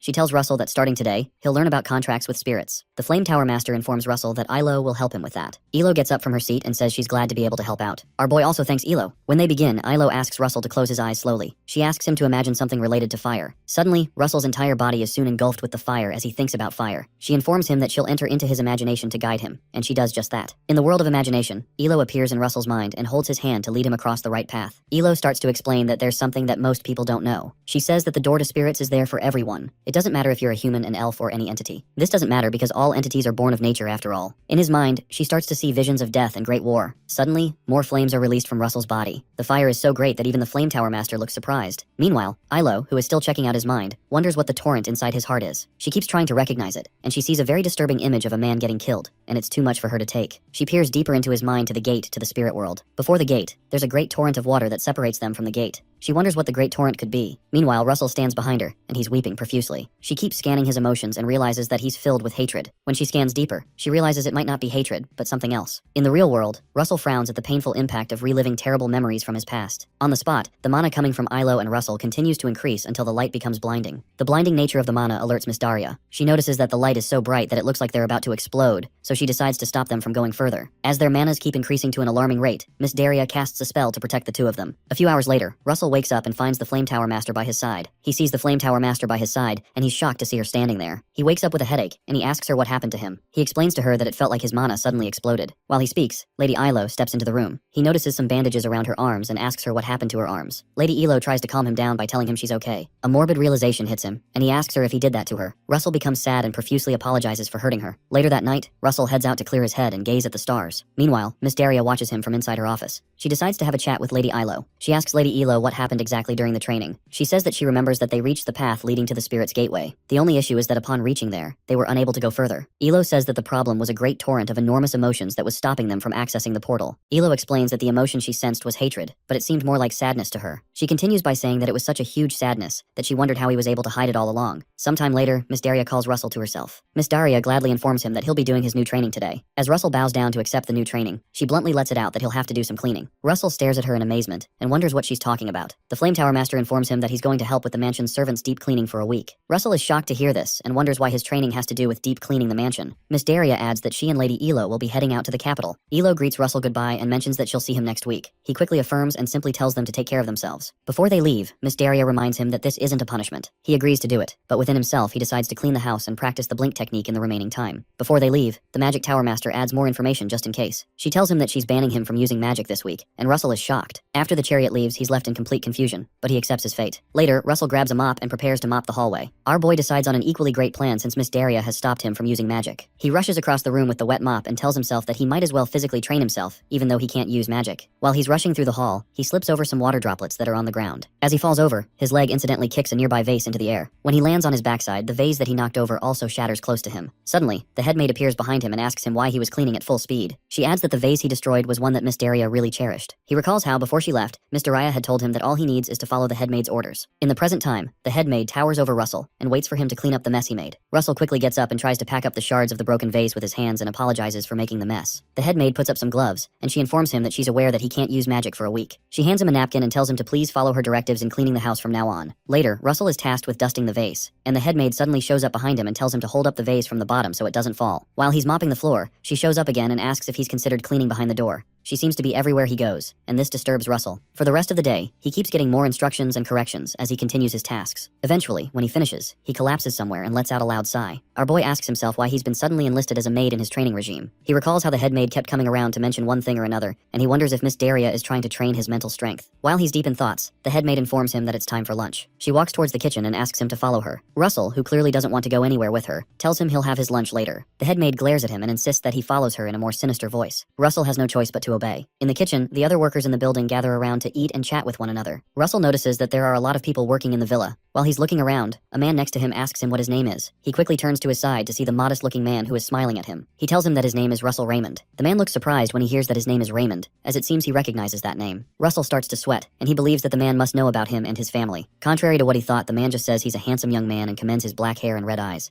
Someone call the cops. Another maid at the table overhears the man and notices Russell's red eyes, which she considers to be cool. Another worker that's standing behind our boy's table mentions that he seems pretty fit and asks him if he can touch his biceps. When he touches Russell, he almost screams out in shock, and it seems he's about to be molested. The guy smacks the back of his head and tells him that he's joking, and everyone laughs at Russell. Russell hesitantly laughs with them, but inside of him he weeps that he'd have to endure this for 1 week. He tells himself that it's most likely training, because there seems to be no other sane explanation for all this. Sometime later, Russell and the other workers go cut wood and carry them to the villa. He reasons to himself that he would have been able to finish this quickly if he could use his wizard aura, but he can't. They carry the wood past a small bridge and go back and forth. After they're done transporting and cutting the wood, the workers all sit down by the lake to celebrate a job well done. They all toast to a job well done. Russell doesn't hesitate and begins to chug the beer like an expert, which alarms the worker sitting near him. The guy smacks Russell in the back, and the shock causes him to spill out the beer in his mouth. Our boy asks the man why he suddenly hit him. The guy tells him that he's still a student and he'll lose his muscles if he drinks. Russell recalls that he's in a young person's body, and he had confused the present time with his wine-bibbing days as a mercenary. One of the elderly workers mentions that it's okay. The man pours some more beer for Russell and tells him he's supposed to learn how to drink from an adult. As the man sits down, he says that it would be a sin not to drink considering the beautiful scenery in front of them. All the people at the table look in front of them, and they see the beautiful sight of the rays of sunlight. While they watch, someone nearby says there's another sin that they would be committing. They all quickly turn back to know who's talking and why the person said that. It turns out to be the headmaid who tells them that it would be a sin if they continued drinking without having snacks. She brings a basket of snacks and shares it among the workers. They all enjoy the snacks and cheer to a new family member, referring to Russell. Everyone laughs, including Russell, and there seems to be true joy in their midst. The headmaid notices that Russell is happy staying with the workers, so she watches him closely. She notices him laughing with the other worker who told him not to drink, and they truly seem to be a real family. Over the next few days, the headmaid supervises Russell as he cleans the roof. At night, they also gather to eat again, and everyone chats and laughs as usual. On the last day before Miss Daria returns, Russell sits down at the fountain and realizes that tomorrow would mark 1 week since Miss Daria and Lady Yahello had left. He feels slightly dissatisfied and wonders why. Suddenly, the headmaid interrupts his thinking and points out that he likes staying by the fountain. He's shocked to see her, so he quickly gets up to greet her. She adjusts her glasses and asks him how many times he plans to greet her in 1 day, and Russell laughs at her statement and says he did it without thinking. She asks him if there's a reason he always comes to this spot, and he hesitates before he answers her question. Finally, he tells her that he can remember certain people when he comes here. The headmaid mentions that she heard mages can teleport, and asks why he doesn't just go meet these people he's thinking about. He mentions that teleportation magic is difficult, but even if he could do it now, the people he's thinking about are at a place where he can't meet them. She sarcastically tells him that she thought mages wouldn't have any worries, and Russell jokes that her comment is absurd. As she walks away, she reminds him that tomorrow is his last cleaning day, and asks him to do his best till the end. Russell quickly affirms her instructions, and tells her that he will. Before she leaves, she mentions that she doesn't know magic that well, but she thinks he's a good person. This time she doesn't call him Mr. Russell as usual, but just calls him by his name. Russell is touched by her statement, and just stares at her in silence. She finally jokes that even if he doesn't become a good mage, she wants to use him as a good servant. Our boy playfully replies that he'll think about it. The next morning, Russell goes outside to welcome Miss Daria and Lady Yahello. The women ask him if he's been well, which he affirms. Miss Daria calls Russell to the side and tells him to come with her. As they walk through the garden, she mentions that she realizes that he's gone through a lot this week, and he remarks that it's not like that at all. She adds that it took quite a bit of time to search for the medicine that will restore Elo's lost mana after the incident where they tried to reach his spirit gate. She also mentions that she checked the archives and she found something interesting. Miss Daria mentions that she found out that the villa belonged to the Raymond family in the past. Russell looks down morosely and doesn't say anything. The Flame Tower Master informs him that Elo had told her that there was a big torrent of water in his heart, and that's why they couldn't reach the door to the spirits. She asks if he feels angry, and if not, if he feels sad. Russell still continues looking at the ground, and he tells her he feels all of that at the same time. Miss Daria tells him that all this reminds her of the first time she saw him in the library. She saw him studying voraciously to develop his magic. She realizes that he was fighting alone now that she thinks about it. She mentions that after giving it much thought, she believes he is a lonely patriarch who is trying to rebuild his family. Miss Daria decides to make him a proposition, so she asks him to take the property. Russell almost loses his mind and asks her what she means. She finally calms his nerves and tells him she's not giving it to him for free. She suggests that he become the Flame Tower's war mage and become the protector of the country. If he does that, he can earn a lot of money from it and buy this property off her hands. Russell breathes a sigh of relief when she explains what she meant. She smiles and asks him if he understands. She cheerfully adds that he doesn't need to struggle alone. That night, Miss Daria, Lady Ilo, and Russell go into the woods again for their training. Lady Ilo informs Russell that the last time, she didn't wake up his consciousness while they approached the door of spirits. She informs him that she guided him with her unconsciousness mana, but this time they'll head to the door together. Russell doesn't look so happy to do this again, and he asks her what will happen if she gets hurt again. Elo cheers him up by mentioning that they brought a lot of medicine, but Russell tells her he'd prefer not to hurt her at all. Elo just asks him to close his eyes and think of a fire like he did the last time. She tells him she'll wake up his imagination so he's conscious when they get there. Suddenly they reach Russell's subconscious, and our boy is able to see and identify Ilo this time. He looks at his hands and checks out what his pure mana form looks like for the first time. She leads him forward and says the journey will be smooth like the last time until they reach the torrent. As they walk further, they both stop at the edge of the cliff, and Elo informs him that the torrent is still there. She tells him that it's still hard for them to reach the origin and get to the door of spirits. Russell moves towards the torrent, but Ilo warns him not to get close. As he gets close, he feels a strong rebuttal that pushes him backward, and he screams in pain. Lady Ilo tells him that it's dangerous enough to see and perceive this torrent, and it's worse to try to step into it. The impact of walking towards the torrent allows Russell to perceive what it's made of, and he starts to see thoughts about him successfully graduating the academy, selecting a tower to join, rebuilding his family, and revenging the death of his father. The weight of the thoughts shocks him, and he learns that they're things dear to his heart. He becomes sad and apologizes because these thoughts aren't something he can get rid of. Suddenly, they hear a voice asking someone how it was to stay with Russell. Russell looks up and detects that it's the voice of the Flame Tower Master, Miss Daria. In the real world, the head maid reports to Miss Daria that Russell was a good person. Meanwhile, in his subconscious world, Russell hears the head maid's voice and figures out that she and the Flame Tower Master must be having a conversation. Miss Daria asks the head maid if she didn't leave his side like she asked her to, and the head maid affirms that. Russell continues to listen to the conversation, and he figures out the point of the week-long training. He recalls Professor Hubert, who has always had his best interest at heart. He recalls his celebration with the workers, where they had cheered for a new family member, referring to him. Another experience that touched him was the head maid's last words to him when she told him that he's a good person. Lastly, he recalls Miss Daria, who told him not to struggle alone since he has people with him. Russell pieces together the whole thing, and realizes there's a lesson to be learned from it, which makes tears roll down his eyes. There seems to be only one thing he can do, even though he realizes that he can't get rid of the torrent. He gets up from his dejected state and says he can jump over the torrent. Russell recalls the training that Miss Daria gave him by the cliff. As he moves towards the edge of the cliff, Lady Elo tries to stop him because it's dangerous for him to go closer. The pain from the torrent's impact continues to grow, but he continues to walk towards it and tells himself that it's okay. He tells himself that it's okay if he falls because he's not alone. As he takes his first step off the cliff, some fire appears under his foot. Elo watches in horror from behind and hopes that he survives it. Russell suddenly activates the blink method, and he disappears from the spot and leaves a trail of fire. After Russell uses the blink method, Lady Ilo doesn't see him again, so she looks at the other side to know if he has successfully crossed the cliff. Luckily, Russell appears on the other side in a pool of fire. Lady Ilo tells him that he has really done it, and Russell looks back at her and just smiles, unable to hear her. Behind him, the torrent continues to rage. The lesson here is never to face your fears or deep problems, but to just jump over them. Suddenly, a notification screen appears and notifies him that he has cleared the mission and has received an intermediate grade mana stone as a reward. Russell stands in front of the door, happy that he's been able to cross over, but it seems he doesn't know what to do next. Out of nowhere, he hears Elo's voice in his mind, and she tells him to go to the door of the light in front of him. Her voice surprises him, and he wonders how he's able to hear her. Lady Elo informs him that they can still communicate with each other because their manas are still connected. Another screen pops up and shows Russell that his new mission is to contract with a spirit. He's told to summon a spirit according to the Ilo's explanation and form a contract with the spirit. Lady Elo asks him to put his hand into the door, and he does that. After he puts his hands in, he asks her what happens now because he doesn't feel anything. She tells him that it's now up to the spirits to decide. She adds that no one knows what will happen, so Russell continues to hold out his hand into the door and wait for something to happen. Elo says that no one knows what kind of spirit will come. It's also possible that he might not get chosen, so Lady Elo reminds him to hold out his hand and just wait. Meanwhile, in the real world, Miss Daria watches Russell while he's in the trance. Lady Ilo tells Russell that all they can do is wait. Russell remembers the spirit of the dragon he met, and he tries to communicate with the spirit by speaking in his heart. He says to the spirit that it's okay if it doesn't come if it's too hard to do so. Yahello. He adds that he won't be upset because of that. Suddenly, a large red dragon appears around him on a magic circle. When Russell notices the dragon, he communicates the fact that he's thankful for all that has happened leading up to this moment. The dragon moves closer and touches his hands, and they sign a contract. Suddenly, they're all pulled out of the world, and Russell jolts back to reality. He opens his eyes and wonders what happened. When he fully opens his eyes, he's surprised to see a miniature red dragon on his laps. The little dragon growls in a cute way, and our boy wonders if this is how spirits look. Lady Elo and Miss Daria laugh nearby. Elo congratulates him, and Miss Daria informs him that there's something else to also celebrate. Russell wonders what she's talking about and figures it out when he looks at his chest. Once he looks at his chest, he suddenly realizes that he's reached the 4th circle. Meanwhile, the cute red dragon continues to roar. Suddenly, another screen pops up and notifies our boy that he has awakened new knowledge with the spirit summoning and has reached the 4th circle. He's told he will receive unknown extra rewards. Russell reads the text and wonders what the extra rewards could be. While he's thinking, the little red dragon roars again, trying to catch his attention, and flies upwards. The dragon jumps on his head and cuddles into his hair. The little dragon starts to bite his hair and continues to roar. Elo comes to play with the dragon, and she mentions that she doesn't think it's a normal spirit. She asks him if he'll give him a fitting name. She tells him that naming him would complete the contract. Miss Daria affirms her words and tells Russell to give him a good name. Russell stares at the little dragon and tries to figure out a name. He mentions that it's red. Because it's red, he suggests to name him Bacon, and the ladies open their mouths in shock. Russell realizes his dark humor and laughs. Our boy thinks again and asks what they think about the name Pepper. The little dragon makes a cute roaring noise, and it seems he likes it. Elo fawns over Pepper and says it's a cute name, and Miss Daria says it's not bad. Russell thinks to himself that Pepper would be short for pepperoni, but he doesn't tell them that. Miss Daria suggests that they go celebrate, and they can start the real special training tomorrow. Russell continues to play with Pepper, and he says he's looking forward to the training. He continues to play with Pepper, who continues to test his vocal cords with an adorable growl, and Russell tells Pepper it's nice to meet him. A month later, we return back to the academy. In front of the gate, all the professors line up to receive some important guests on the day where the towers finally choose students. One of the professors says he wonders how many graduates will be chosen this year. Another teacher close by mentions that it's basically already decided. While they talk, an announcement is made that the kingdom's White Tower's judge has arrived. The judge arrives with one of the students, and the teacher that was talking mentions that each tower had picked out individuals to train all semester. Shortly after, the kingdom's Yellow Tower's judge arrives with the candidate they had been training all semester. Moments later, the kingdom's Spear Tower's judge arrives with a female student they've been training. The professors continue to gossip, and one other professor mentions that they need to do something more for these special students that have been shortlisted, and they all agree. When they notice Hubert frowning at them, they quickly change their discussion and say they need to do something special for everyone in the school, and not a few. Hubert glares at them, and he asks how they can call these children their students if they only prefer a few talented students. While they talk, another announcement is made that the kingdom's Flame Tower's judge has arrived. The students standing nearby are scared because the Flame Tower is one of the most prominent towers in the kingdom. Unlike what they all expected, a different person named Vermilion Olsen steps out of the Flame Tower's coach. Professor Hubert looks at Vermilion and wonders why he's here. Vermilion looks pretty tough, and he looks around to look for Russell. When he doesn't find him, he mentions that it seems that he's not here yet. Professor Hubert becomes worried that it would seem that Miss Daria doesn't plan to choose Russell because she sent Vermilion as the judge. Meanwhile, someone teleports across the sky using fire magic. It turns out to be Russell, who is rushing to get to the ceremony early. Vermilion notices the strange presence and looks upwards to know who it is. Russell eventually lands nearby and lets out a sigh of relief. He realizes he was almost late but is glad that he made it in the nick of time. Russell's gaze meets with Vermilion, and he's shocked to see him here. Vermilion just stares at him absently, as if he doesn't know him. Vermilion turns around and walks towards the academy and goes past the line of teachers. He smirks in an evil manner and tells himself that it's going to be fun to enjoy breaking Russell. In a flashback to when Russell decided to leave Maldiva for the academy, he thanks Miss Daria, Lady Ilo, and the head maid for all they've done for him. He wishes Lady Ilo safe travels as she heads back to her hometown, and she thanks him for his goodwill. Before he leaves